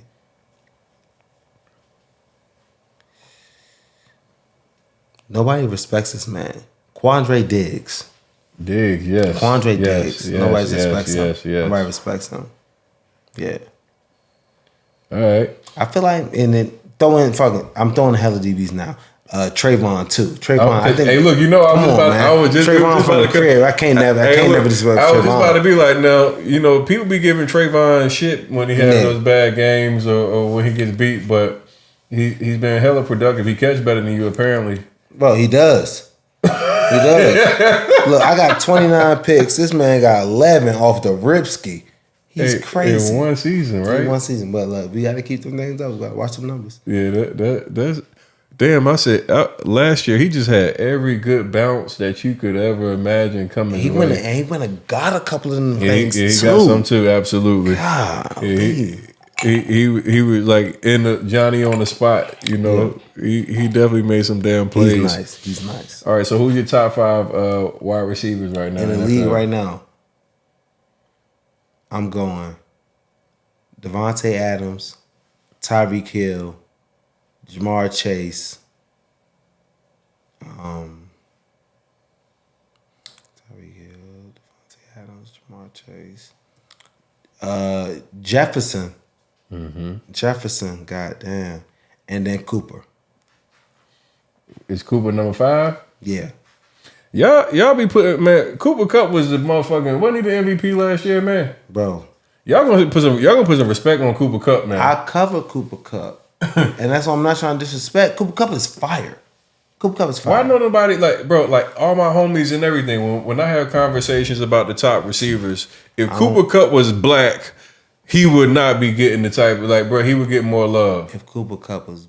If he was black... I don't want to say it out loud, bro. Bro, if Cooper Kupp was black... He would not be getting as much love. They'd be like this, bro. They'd be like, Cooper Kupp, you the slowest black dude that's snapping on us like this. He's more... But like Michael Thomas isn't a burner. Oh, no. And that's why Michael Thomas isn't in my highest. Or Keenan Allen. Like, Keenan Allen and Michael Thomas, only reason why I tell my dudes that are highest is if you can smoke me, if you can blow by me, like literally, speed is the one thing you cannot teach. Right. All his routes and everybody's sauce is kind of like, not the same, but like, everybody got sauce in their routes. The thing that scares you motherfucking DBs, or scares me the most, is if I can line up on you and you can literally, you're faster than me. Like, you're just so much faster than me that your 4.2 is not, my 4.45 is looking nuts. So if I'm sitting there on the line with you, I cannot catch up to you. Soon as I just miss you a little bit, you're gone on me. If I miss you a little bit and me and you the same speed, I'm turning back on to that joint. My Cooper Kupp, you're not that much faster than me. So I'm having a tough time of figuring out how you're that much harder for me to cover. So when I covered him, it was more like, no, you're not. I could still be in your pocket. You know what I'm saying? Like, Ross is cool, whatever, but like, your Ross is cool, but you run as fast as Tyreek Hill. Your Ross is cool, but like Devontae Adams. You know what I'm saying? Fucking Amari Cooper is just so much quicker and fast. Nigga, what? Quick and fast are fucking me up every time. So it's hard for me to say like Cooper Kupp is the highest because I'm like this. You don't give me a fear. So is that but scheme? I'm not trying to disrespect him. Yeah. Is that scheme or what? Like, cause this dude has been like, you know, I know everybody says Sean McVay is scheming him up, but I mean, like even in the Super Bowl, man, like in clutch moments, you just see like dude is working people. He is. When I say this at the same time, I don't want anybody to make it feel like it's disrespect saying that Cooper Kupp is the 5th best receiver in the NFL. Like, bro. what are we talking about? Yeah. Like, it's niggas out here for real that can do different crazy things. You know what I'm saying? A little bit better than he can, but like he's putting the numbers up. You know what I'm saying? No disrespect, but like numbers are numbers. You know what I'm saying? And out there getting it in, like so. Somebody could put him at 1, and I'm not disrespecting him putting him at 1. I'm like, bet for sure he can fit in the top 5 for sure. But my fluctuating top 5, he's around 4 or 5 for me just because of fear factor. Okay, you know what I'm saying? Like, and I played you. You know what I'm saying? Like, I get it. If you are cold as hell, you should be paid $30 million a year for sure. I'm not knocking your bag, but when I have to like talk about who are the hardest people I had to cover. I think you might have been 5th. Like AB was a little bit harder. Yeah. You know what I'm saying?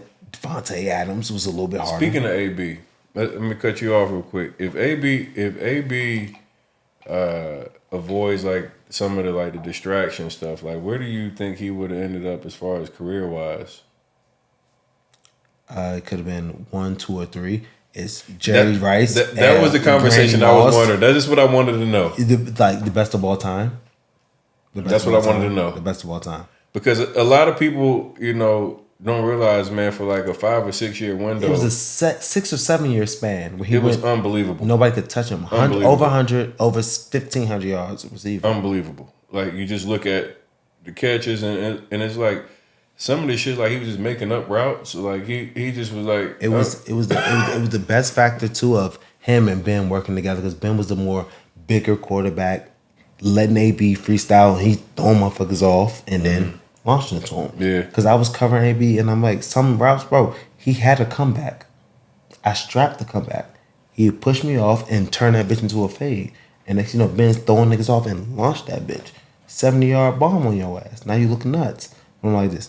Fuck. Like it's quarterback and receiver. You know what I'm saying? Yeah. Like they're all working together. Yeah. And it's no disrespect to neither one of them, but like AB and Ben, they were in their bag at the same time, and that joint was just like, man. What do you think? Like when you see like a guy like AB, man, who with all that talent, and he goes out, with the walk off the field, and he at some point he had expressed that he maybe wanted to play again, but. You look at, all the shit that talent-wise he has, but then like people look at the off the field or the walking off the field type shit.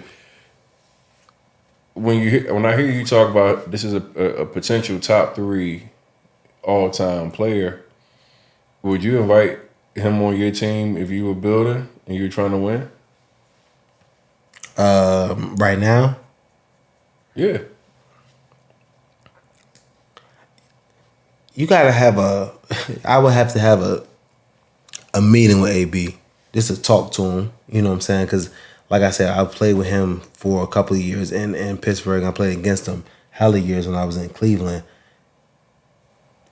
Once he puts his cleats on and once he gets onto the football field, there's nobody else, you know what I'm saying, like him. He has abilities and talents and skills. He practices harder than I've ever seen anybody practice. Like, he'll catch a slant route and take that thing 100 yards, full speed to the end zone, and then jog the ball back. You know what I'm saying? Like, his workout ethic, his practice ethic, everything is unbelievable. I think the things that got kind of messed up with him was kind of the business aspect that kind of messed him up of they treat AB2 so good in Pittsburgh. Coach Tomlin, that brings me back to him, of him being such a manager of personalities and letting everybody know everybody doesn't get treated the same. You know what I'm saying? Everybody isn't AB. When I got there, man, you're not AB. You know what I'm saying? AB's going to run back punt returns. AB's going to catch the ball. AB's going to do crazy things. Big Ben is the head of the franchise. Obviously, he doesn't have to do certain things that everybody else has to do. So, like, you understand that everybody's treated fairly. Everybody's not treated the same. You know what I'm saying? Right. So when you get to Pittsburgh, it's kind of a point where I was like, I made a couple Pro Bowls. My man Cam Hayward, he's made a couple Pro Bowls, and we weren't treated like Big Ben and or AB. But that is what it is. What are we talking about? Big Ben's been to 12 Pro Bowls, been to 2 Super Bowls. AB is AB. AB's been to like 9 Super Bowls, had 1,000 yards, 1,000 catches. So you see that of what's going on, but it's like, I think when you get a little too, I don't know how to say it, bro, but like, it's hard to, I don't know how to put it. I don't ever want to step on nobody's toes. Yeah, I get you. Yeah, these are my boys. Yeah. Fucking Ben is my man. He's crushed it, and the thing, Coach Tomlin did it the right way. So I'm saying for me and my boys that understand, like they treated me great. Like I was treated great, but I wasn't treated like AB or Big Ben. But like for me being able to be treated like I was, somebody's man, I've been used to the other side. When I was in Cleveland making the money and they're like this, you got to work harder because you got this shit now. We got to show other people that you're not going to be the one treated differently. And like, that was a whole different situation. When I came to Pittsburgh, like, all right, I see the hiatuses. It's fucking amazing. And now I see where I stand. I appreciate where I stand. Thank you guys for not making me do the wild rookie young stuff. Cause like, you give me love that I'm a vet. So you got vet love there, but in Cleveland, it wasn't really the vet love. It's like, if you're a vet, you better show the young dudes how to work. If you're in Pittsburgh, it's more, the vets have done this shit. So the rookies, y'all better like tighten up, get y'all stuff together. You know what I'm saying? Yeah. So I think that AB and or Ben having that be their only experience of being able to be getting treated the right way, the way you're supposed to be treated, I think that kind of skewered his view of how you're supposed to be treated. Because going to other teams like the Raiders, like Tampa after, and you seeing like he wasn't there too much longer. Because like, dude, Pittsburgh was dope.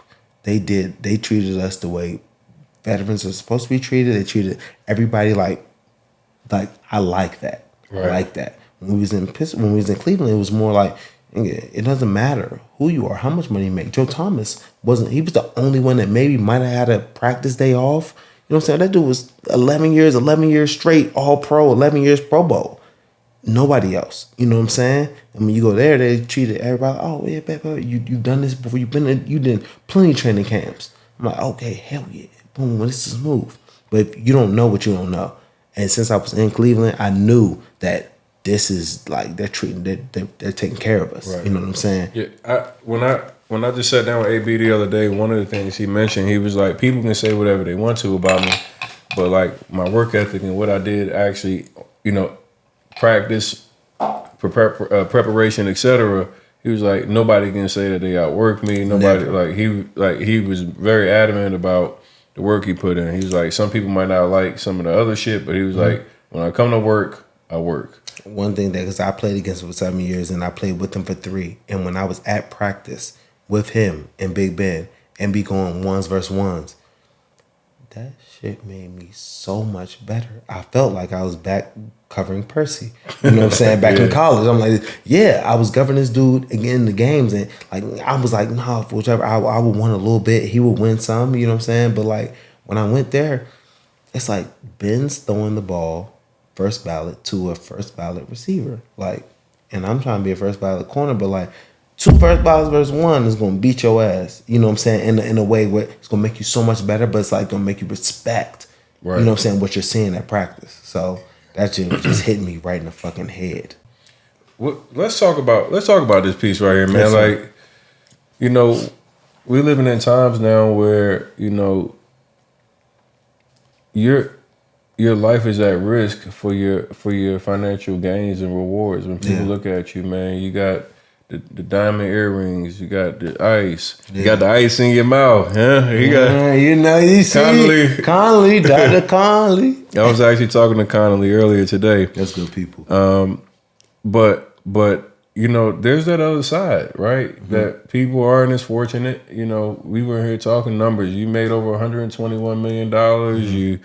You're walking away from $1 million plus a year. But there's people that just don't see that type of money and the desperation, that comes from people that see you and look at you like a lick or whatever. Have you had any crazy experiences like in your career where you had something unfortunate, whether it was somebody stealing or whatever? I would say it happened early in my career. And I think that kind of woke me up to having, that's why I have a full-time driver.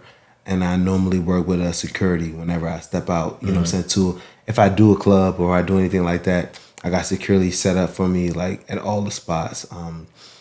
And a full-time driver based on like if I step out now, it's like the main thing I realized was dudes, or not dudes, me when I first got in the league. Why the hell do I have a Bentley if I'm not gonna be able to drive it out to the club or the restaurant? I'm trying to do it to impress some shorties. So like when they step out, you know what I'm saying, they see me with a Bentley, with a, you know what I'm saying, with a Rolls, with some nice things. So my biggest thing was from that point, I'm like, dudes, listen, one night can literally wreck your whole entire life. How much is it for a driver to pick you up from your spot, take you out to the club, bring you back home? Let's say we're talking $300, $400 a night, $500. That's makes zero sense. If you're doing it once a week, you're going out Friday night, Saturday night, Friday or Saturday. You're not really a club goer like that. You're not really trying to do it for a reason, but you need to make sure when you get to a spot, you have somebody that's literally like their only job is to bring you home. And when you're making this type of money in the NFL or way in the league, the worst case scenario would be you drive your shit in there and you're going to go in there, turn up, get some bottles, have a good time, and you getting out of the spot, going to your whip, you're going to look nuts. You know what I'm saying? So like, I think the hardest part for people to understand is like, I want to drive my car. Why not Uber? Like, I want to look sweet. And like, I understand what you're saying. Get you a situation where it's set up where you have somebody come sober as hell, like a literal driver, like a Uber driver that can literally come push your whip. I found an app called Driver app, Dryver, Driver app. They'll come pick you up from wherever you are. Say that app one more Driver, time. Dryver, Driver app. Driver app. They will come scoop you. You're already at a spot. You tell them where the spot is, where you're at, where you need them to come bring you, where they need to come pick you up from and bring you. $60, $30 for them to come pick you up from your spot, $30 to bring you to where you need to be. $60 for like a driver. So like I'm looking at other different things like you don't need to like be sitting in one being that joint driving your car. Hey yo, y'all jump in the whip. Now everybody looking nuts. No. So the main thing I always saw was like dudes want to look sweet in their cars and they want to like drive around, and that's gonna make you one night easily, quickly. You fucking just get hit. You do something. You're drunk. You drank. You drank. You had a good night. Get home. You know what I'm saying? Like that. That's the one thing that's like it switch up your whole lifestyle because like, well, for what? Yeah. For what? You lose everything off of 6 hours of like trying to have a little good time, bro. Right. So like, I see our boy AB just hit his back too. He just hit me. Let's see. He probably hit you too. I heard your phone. Tony, what up, legend? Yeah, he did. How you doing, homie? Joe, what's up, champ? Yeah, man, I'm sitting down here doing an interview with one of your teammates, man, Joe Haden, man. We trying to see where you was at. We out here in LA with it. But he just texted me, Joe, what's up, champ? but you know, like when you see these situations where like obviously like you're in the spotlight, people know that you got money, people know like you're successful. They look at your social media. They look at your nice vehicle. They look at you. You know, you shining when you walk in the club. What type of? I mean, I heard you mention getting a driver, but what type of things have you done just like through your career to kind of avoid this, man? Because you do see guys, man. I mean, I've heard horror stories of guys going into hotels or whatever, getting robbed by females and all kind of. Bro, this is what I really realized too. Like, I was in Vegas back in the day. I mean, I think the main thing is being able to be in the position I am with my lady, being a one-woman man is what I would say, a happily married man, you know what I'm saying, with 2 kids, and knowing that the situation with just girls in general outside, like they have an angle, you know what I'm saying? So me and my lady, I'm happily married. Me and her literally enjoying coming to company. That's my best friend. I feel like it's work to cheat. you know what I'm saying, going out of your way and making sure you get somebody else's number, like DMs, all this other shit. My phone, I want my phone to be sitting stand up. When that shit bangs, I want my lady to be like, yo, baby, who that is? You know what I'm saying? And that takes so much stress off me from when I was back in the day. Like, yo, my phone bing, oh, I'm deflecting. No, let me get that motherfucker. You know what I'm saying? Like, hold on, who that is right there? You know what I'm saying? But that from the point of being married and being able to chill and being able to like, bing, then your partner is your partner. That's your one and only someone. Like, I'm so physically and sexually attracted to my lady. You know what I'm saying? And I feel like she's the same way. So if I'm getting that part out of the way, you know what I'm saying, and I got my good kids, I got shit going on, it's on me to be a dummy to feel like yeah, these little jumps, like what are you about to do? They looking for some shit. They texting you. I'm like, that's a little weird. You know what I'm saying? So I feel like I would be going out of my way to fuck up a good situation if I'm that dude, you know what I'm saying, on these chicks. So that, I mean, it sounds like I'm like, who you act like you know what you're talking. I'm like, but I'm telling you, like, that's just really kind of. Oh no, I get it, man. Like over the last, year and a half or so, I've been in a relationship with my girlfriend Nicole. Mm-hmm. She's a fashion designer, actually out of LA. Okay. And I couldn't agree with you more. The peace of mind that you have when you have peace. Mm-hmm. Finding the right partner that you are attracted to, not just from even just a physically standpoint, but financially, mentally, emotionally, like the whole thing gives you a peace of mind where, I don't have to go hunt. I don't have to feel like, I'm out here trying to go put together 3 or 4 or 5 women to get what I was trying to get all in one. Because that was one of my things for a long time. Is if I felt like something was lacking in one relationship, I go try to get it out of another relationship. And that became an issue in my life personally. Mm-hmm. I was married and, had a little side piece that I was running around with and running into Vegas and doing all that, and everything collapses and then it backfires on you. And it's all good when we cheating. But when you find out that your lady cheating, bro, talk to me. It hits you a little bit differently. So that piece for me is like one of the best feelings, like, man. And now for me, my temptation comes now as I have a woman. Like when women see, like my woman is like a fashion designer she's in Nordstrom and she's got like so many women that she designed. She just did something for Vanessa Bryant recently. Yeah. She's like really like out there. So it's like so many women look at her and the happiness that I give to her, and they try to find ways that maybe they think they can get a piece of it or whatever. And I take it as, for me, like the biggest challenge of giving her the best compliment of respect to never have to worry about how I'm going to handle a situation or embarrass her by, the way I move. So I love what you're saying, because I think what music has done for a while, where we want to hit everything that we can, and we kind of glamorize the wild nigga city boy life, whatever you want to call it. But like being able to find somebody that you can be stable with, be wholesome with, be able to have the sex that you want, to be able to have the lifestyle that you can be confident with, not have to worry about that person has your best interest. Does this person consider me when they do whatever they do? That's something that I've found like so much peace recently, because bro, I was on the opposite for a long time. Like I was like, yo, I'm gonna try to hit as much as I can. I'm gonna try to move and do all these different things, but like truly finding somebody that I know like has my best interest. Now I'm like, I gotta protect her. I gotta protect her best interest. So now like the things that were attractive to me aren't attractive anymore, because like I know like what that also means on the other end when it comes to my woman. So shout out to you for even acknowledging your lady in that capacity, because there's so many people who in our culture have said, hey, let's hit as many bitches as we can get. Let's go knock down 1,000. I know I got a wife at home. I know I got a situation that I can ruin, but in the moment, it's just gonna be what it is. I feel like the one good thing that happened with me was I met her right before I got drafted. So I was to the point where when I met her, I knew. I met a grown ass lady. I was 20 years old. She was 23.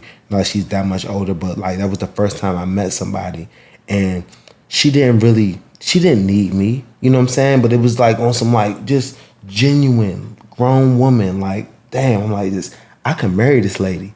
So I took me a year. I got drafted, went to Cleveland. I kind of told her, and she kind of knew what it was because she didn't know who I was. And she was like, "Oh no, you about to get what? Like you about to go get drafted? Like nah." She's like, "All right, you go have fun. I'm gonna do my thing." She dated a doctor and a lawyer while I was in Cleveland my rookie year, and I was doing who the fuck knows what. You know what I'm saying? Like living it up, had a blast.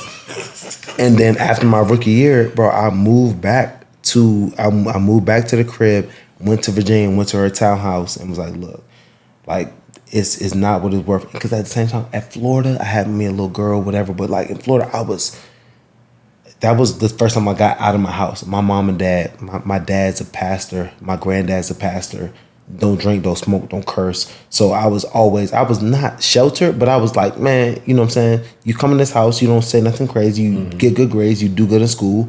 Or if you don't, you get your butt tapped. Like I was, you know what I'm saying? That's how my dad and my mom held a nice, strict household. They did it the right way. They raised us well. You know what I'm saying? Right. I never got beat if I shouldn't have got beat. You know what I'm saying? Like I did some dumb shit. I should have got my ass tapped.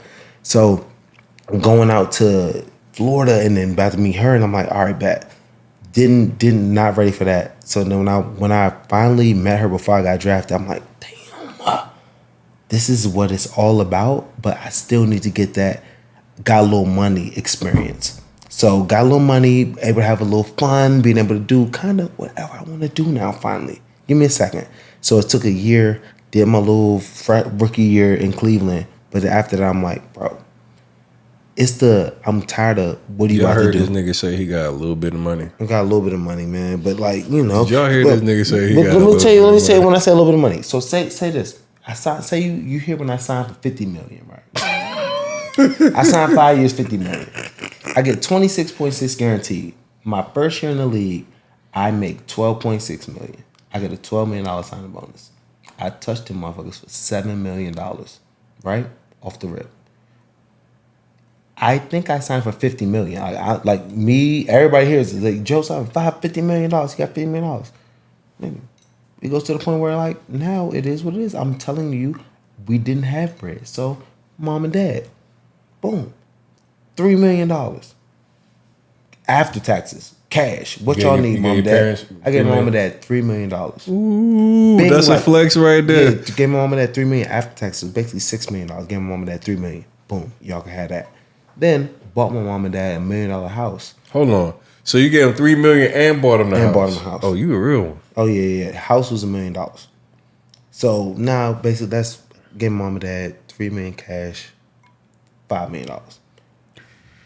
Me and my little brothers, and obviously little bros need whips.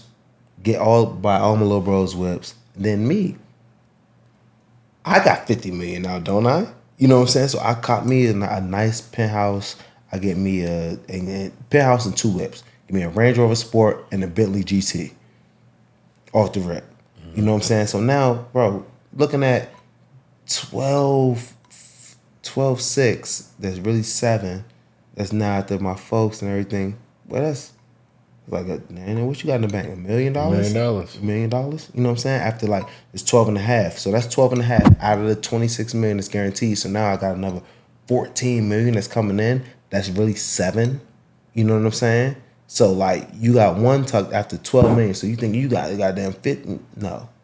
Just the easy way the math goes like that, you know what I'm saying? Like I had to start really getting to fucking get hip. You know what I'm saying? Yeah. And I can see how people that aren't hip, you signed a 2 for 10 million. You think I got 10? Bitch, your ass ain't got that.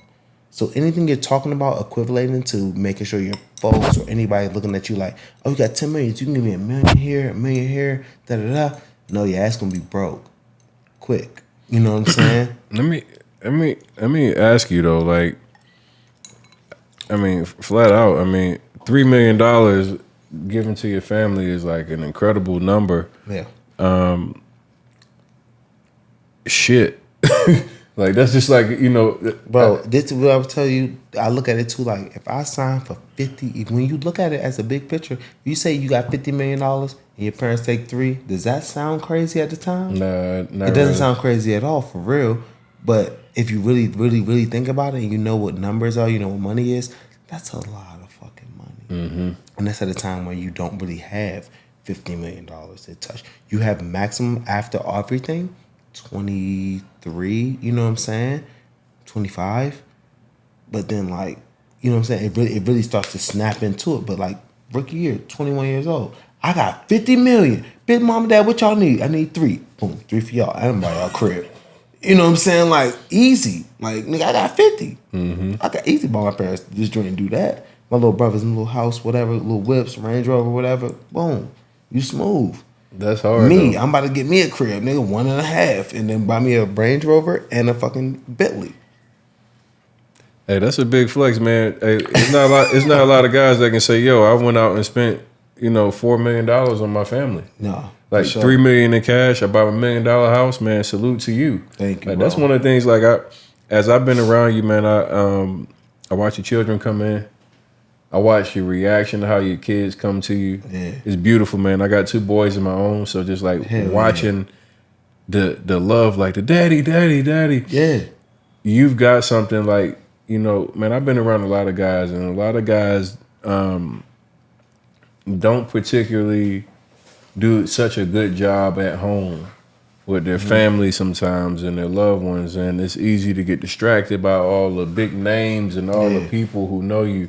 I mean, your name is Joe Haden. I heard you mention LeBron and Dan Gilbert and all these different people. So there's so many different things that happen in your life and so many popular people that come around you that sometimes people lose themselves along the way. So shout out to your family, your parents, and everybody, because like that's a testament to how they raised you, and then just the type of person you are, man. Because like I pay attention to how people kids are with them, man. And that was just like that made me smile. It made me want to call my kids, man. It's like, I appreciate that, bro. Yeah, that's a piece that I think, definitely with black fathers and being able to be home and be a part of our children's lives has been neglected in our community for a long time. That's why we see a lot of the stuff that we see. Yeah.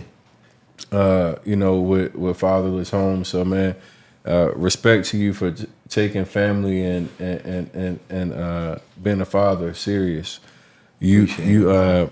Would you teach your kids or push your kids towards sports or football or? Hell no. I got my boys doing a little bit of golf. I got them doing some tennis. I got them playing basketball, a little bit of football. But my thing is, man, I want them dudes to do what they're passionate about. You know what I'm saying? I want them to have a passion. And I felt like football kind of like, from me and my family, it was kind of like our only way out for real. And that's the crazy part. Like, I don't want my kids to have to do football to be like, this is the way for black people to make millions. Right. You know what I'm saying? Like, you want to be a millionaire? Yeah, it's gonna play in the NFL or the NBA. For real. Like from when I was younger growing up. But that's the interesting piece, and that's why I love doing what I do, because I thought like that. For sure. I came up, grew up in North Philly, and it was the streets, it was sports. Like those were the ways that black men made money, or being a rapper. And to be able to be in a position where I'm at now, where I made millions of dollars outside of football, which I thought that was going to be my way. I didn't have the Joe Haden story. I didn't make $50 million or $120 million in a deal. Hell, I signed one contract and got cut. Didn't even get to see the contract move out. For sure. But the business side and learning real estate and even learning how to operate online and use your brand to its maximum capacity. That made me millions of dollars. That makes me a lot of money. 5 to 10 million plus a year. Yeah. By online marketing and understanding how to use your brand and the real estate business. And I was sitting down with you earlier, and I was just kind of even showing you some of the ways that I've been able to leverage my information and finding data and off-market properties, because I think so many people overlook how powerful just information is, and once you have that information, it can be a life changer, man. I took real estate which was like probably the last thing in the back of my head when it came to how I was gonna make money, and now that's been the vehicle that has made me the most money. And I say that all the time is that I can walk in rooms and it ain't a lot of niggas that make more money than me. Yeah. But it comes from a different way. It comes from it didn't come from sport. It didn't come from entertainment. It came from business. And I wanted to talk to you about, now you're on this back nine of your career. You've decided that, hey, the Jordans is going to be put in the rear view mirror. You're gonna put them on the rear view mirror. I put them in the office. And you're gonna be attacking the business world. Do you feel like the NFL or financial advisors help players for the life after football? We hear so many stories of going broke, and everybody loves to laugh at the person that had success and then lost it all. Yeah. But I think there's so many layers to that, right? And hearing you mention like the amount of money you've made and then being able to like take care of family and things of that nature. But do you feel like as far as preparation from financial advisors and the NFL that they do a great enough job of giving you guys preparation for the life after? I feel like the NFL tries to do a good job when the NFL symposiums and all of that stuff.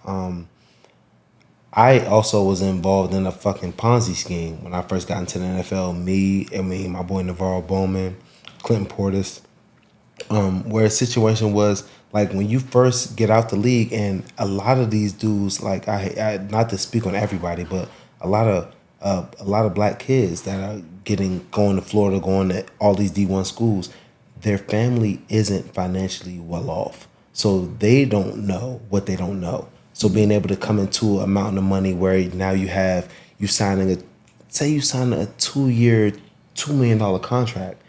They thinking you have $2 million now where you can really do whatever you want to do with it. It's nothing like that. Right. So just having that knowledge of the thing that sucks too is if you never had no money, you don't know what to do with money. Like you can't manage $10, you can't manage $100, you can't manage $100,000. You damn sure can't manage $1 million. You know what I'm saying? Like you're gonna like blow it, or like don't know where taxes go, don't know where property taxes go. Thinking about buying a house, thinking about like now since I got this, now I'm good. You gotta know all the ins and outs to money. Money it costs to have money. Honestly, like you got to be able to pay taxes on your certain things and make sure you know what to do with it. So I would always just ensure like it's not that you don't want to like no disrespect to your family, no disrespect to yourself, no disrespect to anybody. It's like you don't know what you don't know. And you have to respect the fact that you never had money before, and you need to be able to have people around you that understand. The tough part is I tried to go through that same thing, and the people that they got me in touch with were fucking foggy.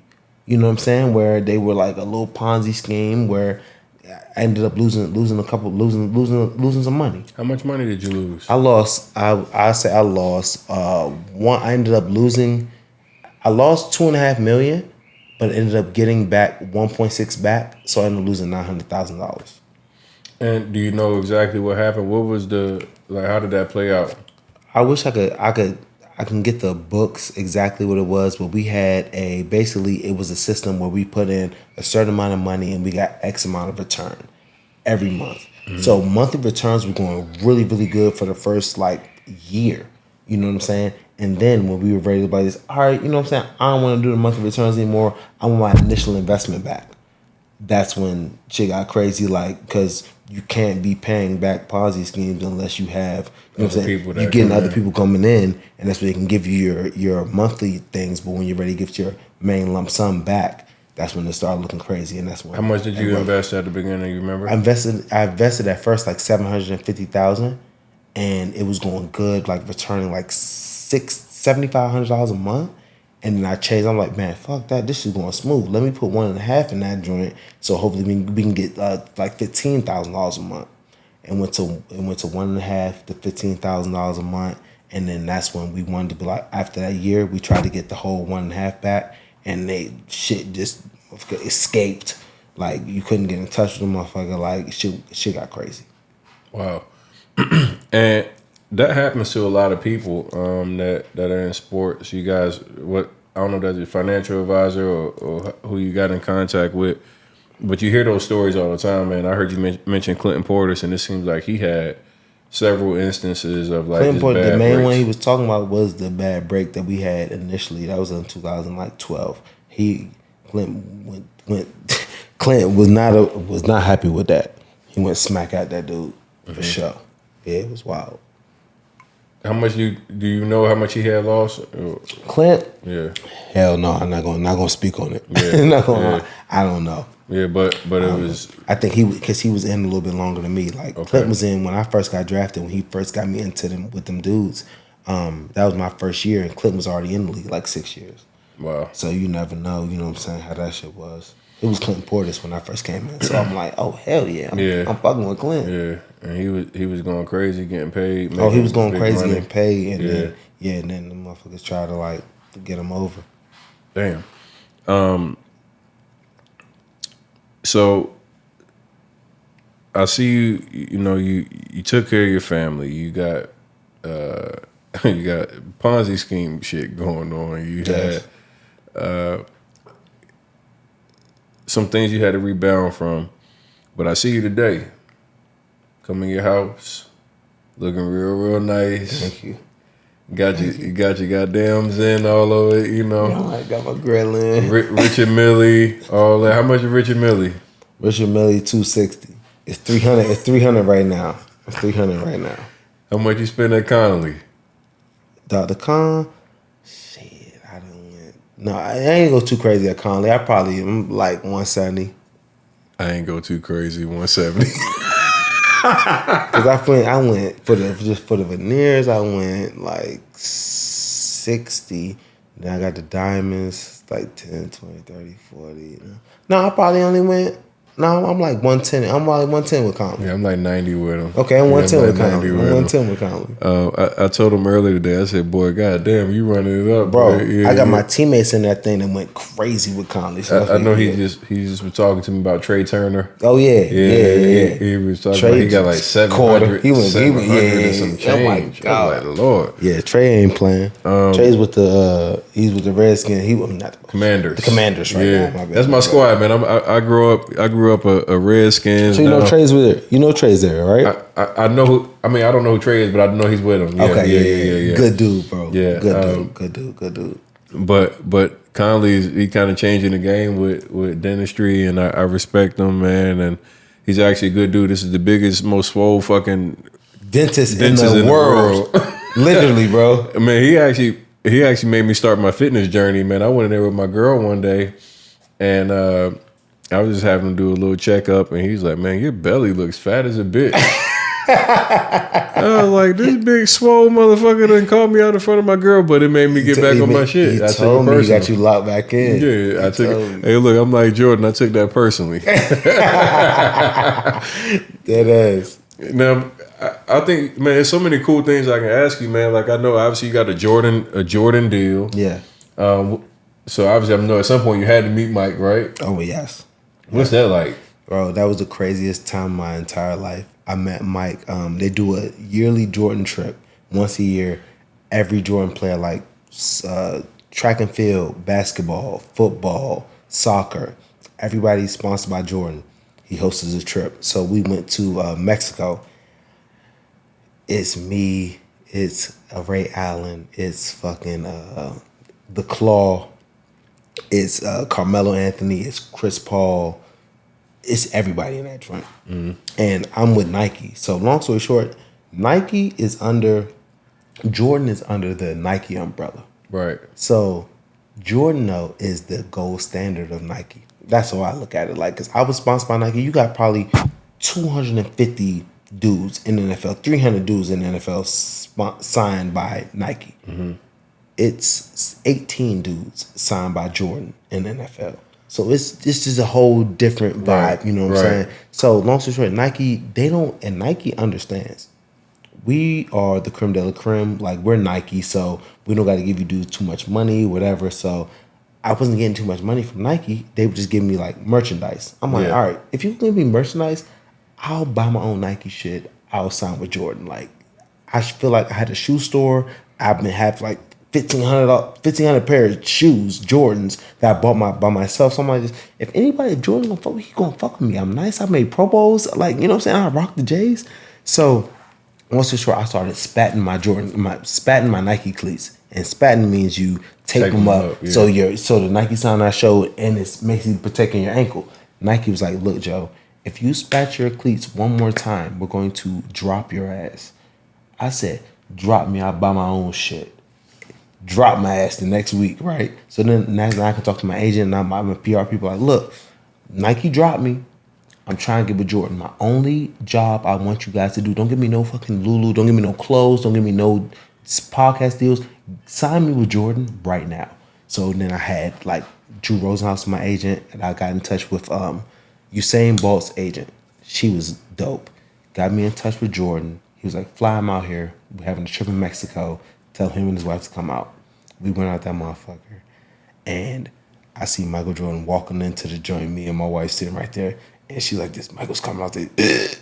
And I froze up. He walked over there so nice. Him, his wife, security. I'm like, oh, what's going on, man? How you doing, man? Joe, man, pleasure to be with the brand. Da-da-da-da. He was like, yo, Joe, so I got a question. Like, what's your favorite Jordan? My ass said the 17s. Just because I was from the crib, and when he was with Baltimore, we went to the Wizards. Yeah. He had the white and red 17s, the white and blue one. They came in a suitcase. That was on the school. Remember the suitcase. I came through with the suitcase, nigga. He was like this. The 17s looked at me crazy. I'm like, no, the 11s for real. You know what I'm saying? The 11s for real, but I like the 17s. He was like, all right, yeah, bet. All right, the 11s are way better. And slid off, and I'm like this. Why the fuck did I say the 17s? Like, the 11s are the best Jordans. I knew he would have loved those. I should have just said 11s. So that was my random, like, me and Jordan little first John. I was fucking so scared, though, bro. Dog, so scared. I was at a Hornets game a few years ago. And man, I've been in the scene for a long time. Yes. I've been moving around. That motherfucker turned that corner, bro, and I felt like a little girl. Just like a little groupie, man. I'm like... That's what I'm saying, bro. I stared at him for like 30 minutes. Like, he was sitting on the bench, and I'm just like, that's Michael Jordan. Can I tell you this? Don't feel any type of way. Because, look, that's literally how I felt.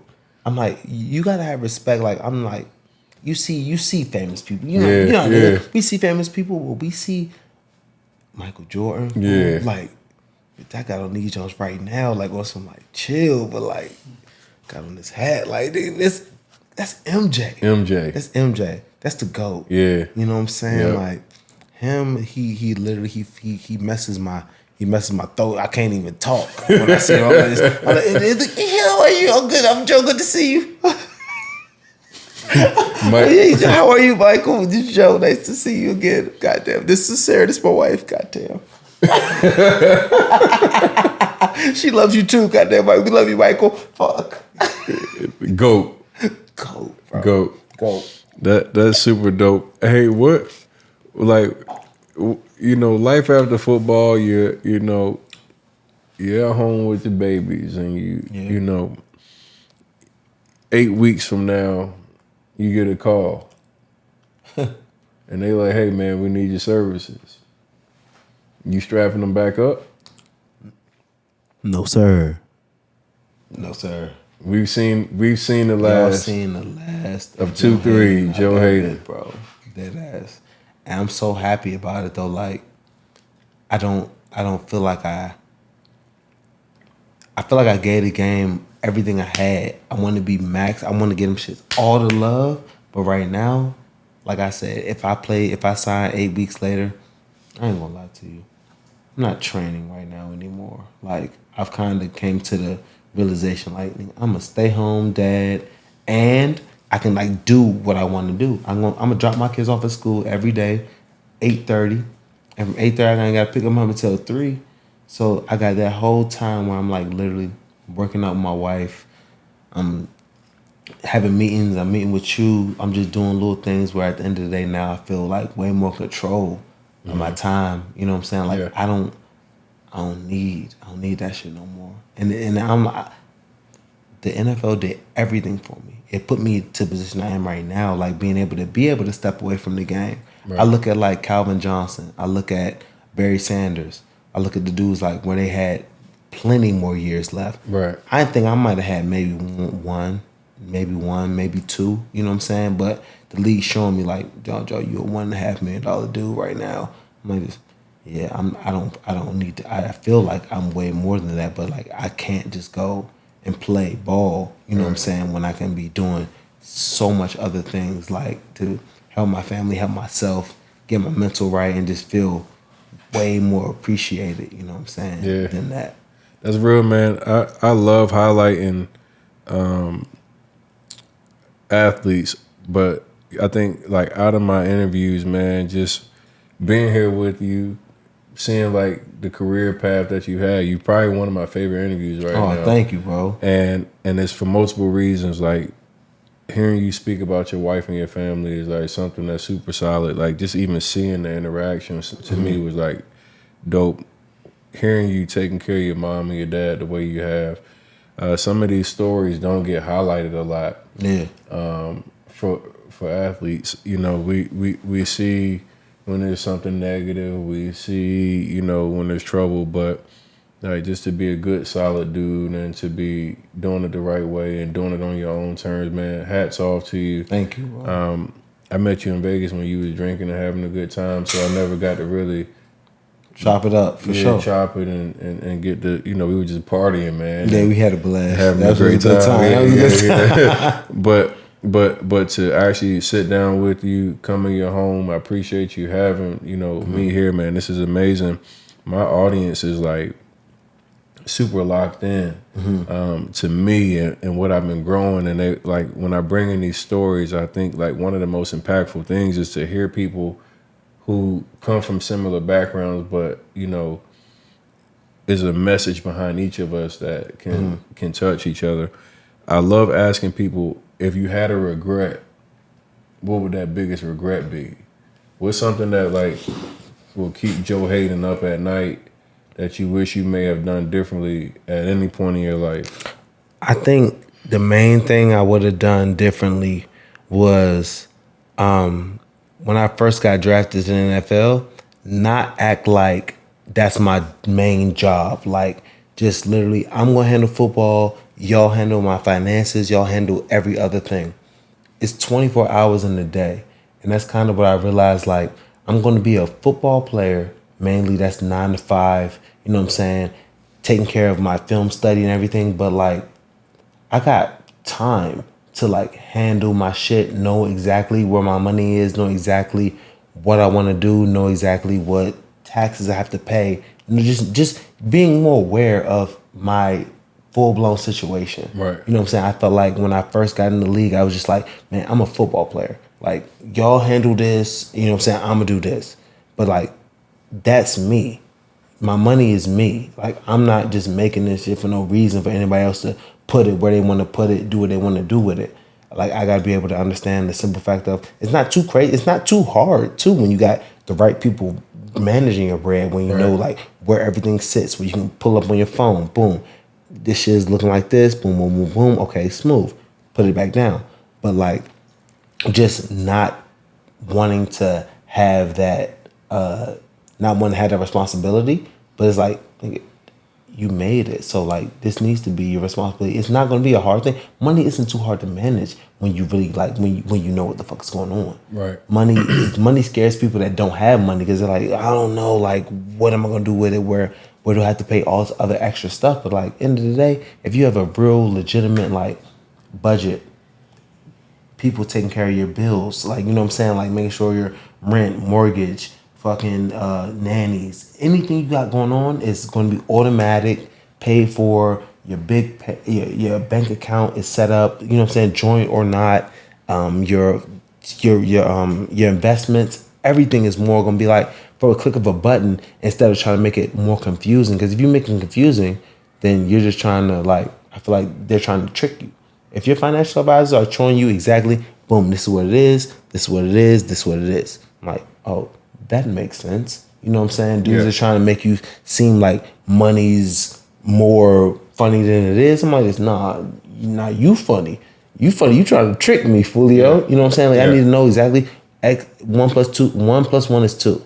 You tell me that, you show me my shit, and then I can kind of get a better feel. So I would always want to say, if I would look back at my younger self, I would say, grow up and know, like, now you're in it. You're in the position where you have to understand, you know what I'm saying, what's going on. You know what I'm saying? Lock in. Like, you not like you have to like do crazy investments or everything, but know where your money is. Right. Know who's taking care of your money. Know how much know what your overhead is for the month. Know how much your mortgage. Know how much your bills. Know how much like your driver, your nanny, your private school. Know how much you have to pay. So at the end of the month, this is what you're paying for X. This is what you're paying for American Express lifestyle. You know what I'm saying? Like, get you a good budget, make you set that shit up so when you know this M's can take care of this budget.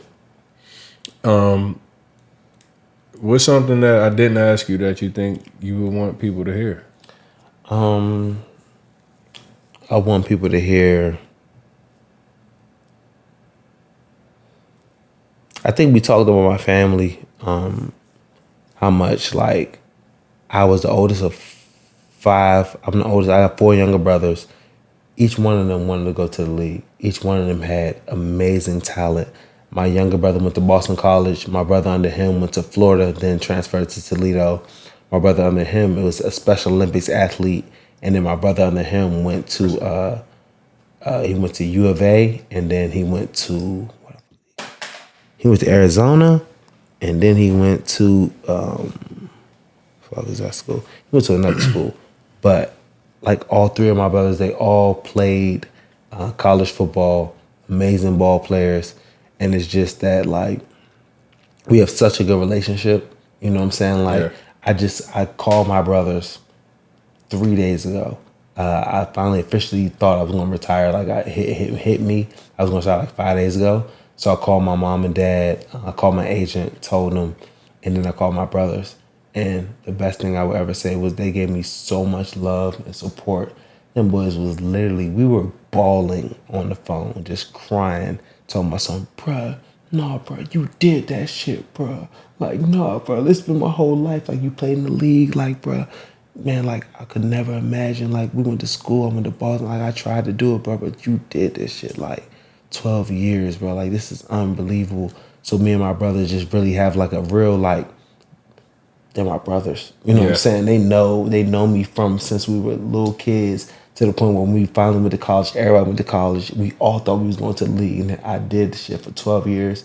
So talking to them, like, yo, like, man, I'm at peace, bro. Like, I'm good. And then we just fucking start balling. I'm like, these my little bros, bro. They know what it is. It's going to be a lot of people that's going to be very sad to hear that you wrapped it up, and you got a lot of supporters all over the world who adored your game for a long time, man. I forgot to go back on this, but the StockX deal. Yeah. You've had some good business deals that obviously have one of your favorite too. We talked about some bad stuff. Tell me about some of the good business, man. Some of the good stuff, man, like I said, StockX, Dan Gilbert, when I got signed with the Browns, I opened a shoe store in Cleveland called The Restock. Okay. So I had a Restock store in Cleveland. It was there for probably like 3-4 years. It was a dope store, bro. I had the Yeezys. I had the crazy Jordans. I had the crazy Supreme gear. It was nice. But then Dan Gilbert came to me with him and his son with the, was like, hey, Joe, like, we were thinking about making like a stock market for shoes. You know what I'm saying? Like that. And I'm like this. I think that's the best idea I've ever heard in my entire life. Like, so we had little me. I'm like, what can I do to like have ownership? Like, how much do I have to put into this? So Dan has me, Andrew Hawkins, my man, what's my man? Eminem, Mark Wahlberg, Usher. It's like he has 51% of the company, and he gave 49% to just fucking people that he rocks with. So long story short, it's like $250,000 for 1% of StockX. That was back in the day. We have other advisors, other people that came in, bought in, whatever. So now it got diluted to about like 0.75% of a company. But we're talking about StockX is evaluated at $3.5 billion, and we got 250,000 in, so that's like around $14 million. Fucking with Dan Gilbert, so 250,000 for 14 mil is one of my little like soft off market deals. You know what I'm saying? Like Rockman do. So it's not, I'm not too bad. You know what I'm saying with the G's. So just little shit like that. I've been rocking with my boy Nick Jonas. From the Jonas Brothers. Okay. He has a problem. You locked in with the Jonas Brothers? Bro, he lives. What the fuck? The craziest part, bro, we can pull up to his house. He lives 0.5 miles up the street from here. He's one of my best friends. Wow. I joined a golf club out here in LA. Me, Nick, Blake Griffin's a member there. Joe Pesci, he's a member there. All these dudes are my homies. Like, we play once a week, twice a week. So like, being able to get in there, Nick has a popcorn company, Rob's Backstage Popcorn. Look it up. It's fucking sick. Everybody needs to buy it. But like, just getting in little deals with him. I'm a part owner of the popcorn company. You know what I'm saying? And in Maryland, we got in on a dispensary, medical dispensary. Yeah. So we're waiting until it clears out in Maryland. But right now, you know, just getting quarterly checks. Yeah. You know what I'm saying? So just little small, simple shit, but at the same time, just staying like diverse and just being like, I wanna make money with good people. Like, at the end of the day, if you're a good dude, I'm a good dude. I know you don't. The thing I got involved with, I realized they don't need my money. Dan did not need a cent from me. He could have did this shit his whole self. Nick Jonas, he doesn't need a cent from me. He could have did it on his own self. Having good dudes that are like, you find relationships where they're like, hey man, oh my God, this deal, I could do the whole deal, but it's not like on no fake shit. They can literally pay the whole deal. Right. They're like, man, let me put a couple of my boys on. Instead of 100,000, they'll do 50. 5 dudes do 10. Everybody makes cheese, and then we just like, all right, bet. What's the next deal? You know what I'm saying? Yeah. So like being able to come on like good dudes like Dan, he could have just made $3.5 billion. But he was like, oh no, let me take 49, let me take 51, and let me get a couple of my like dudes right. Yeah. So I've been able to, my main side deals have been from people that they don't need my money at all. It's just more of a relationship. So all right. I can't help but ask now, like, who you just said some shit. I'm thinking of you from all the black athletes and all the you know. But I done heard you mention Dan Gilbert, the Nick Jonas, Joe Pesci. Yeah. You goddamn got a nice little network of people that you rock with. Who's the coolest person that you've like become friends with or had the opportunity to meet that you maybe were a fan of or whatever that was like? It's two dudes. It's LeBron James, obviously, and then now just out of fate, Nick Jonas. Wow. Nick Jonas is crazy. I'm going to with him September 15th to the 18th. He's having his 30th birthday party out in Arizona. So we're about to go do have a blast. It's Scottsdale National. Scottsdale National, the golf course, bro. It's gonna be so sick. So sick. It's Virgo gang, man. Hey, look, Nick, man. Hey, look, you got some extra room. It's my birthday too, bro. When's your birthday? September 4th. My son's September 9th. Virgo gang, man. Yeah, man. I said that when I came in. I said, you got a Virgo baby, yes, man. I do. That's wild. Yeah. That's what's up, man. You know, me and Beyonce got the same birthday. She just don't know who I am. You know what I'm saying? But yeah, you know, I got a couple people, you know. Okay. We'll figure it out. We get you in there. You know what I'm saying? Like, that's what's up, man. I really appreciate your time, man. This has been, like, super dope. I'm proud of you. Thank you, bro. You know, meeting you in the past, but now being able to sit down and meet the real Joe Haden. Yeah. Not in the party atmosphere, and just getting to know some of your backstory, how you've been with your family, seeing you with your family.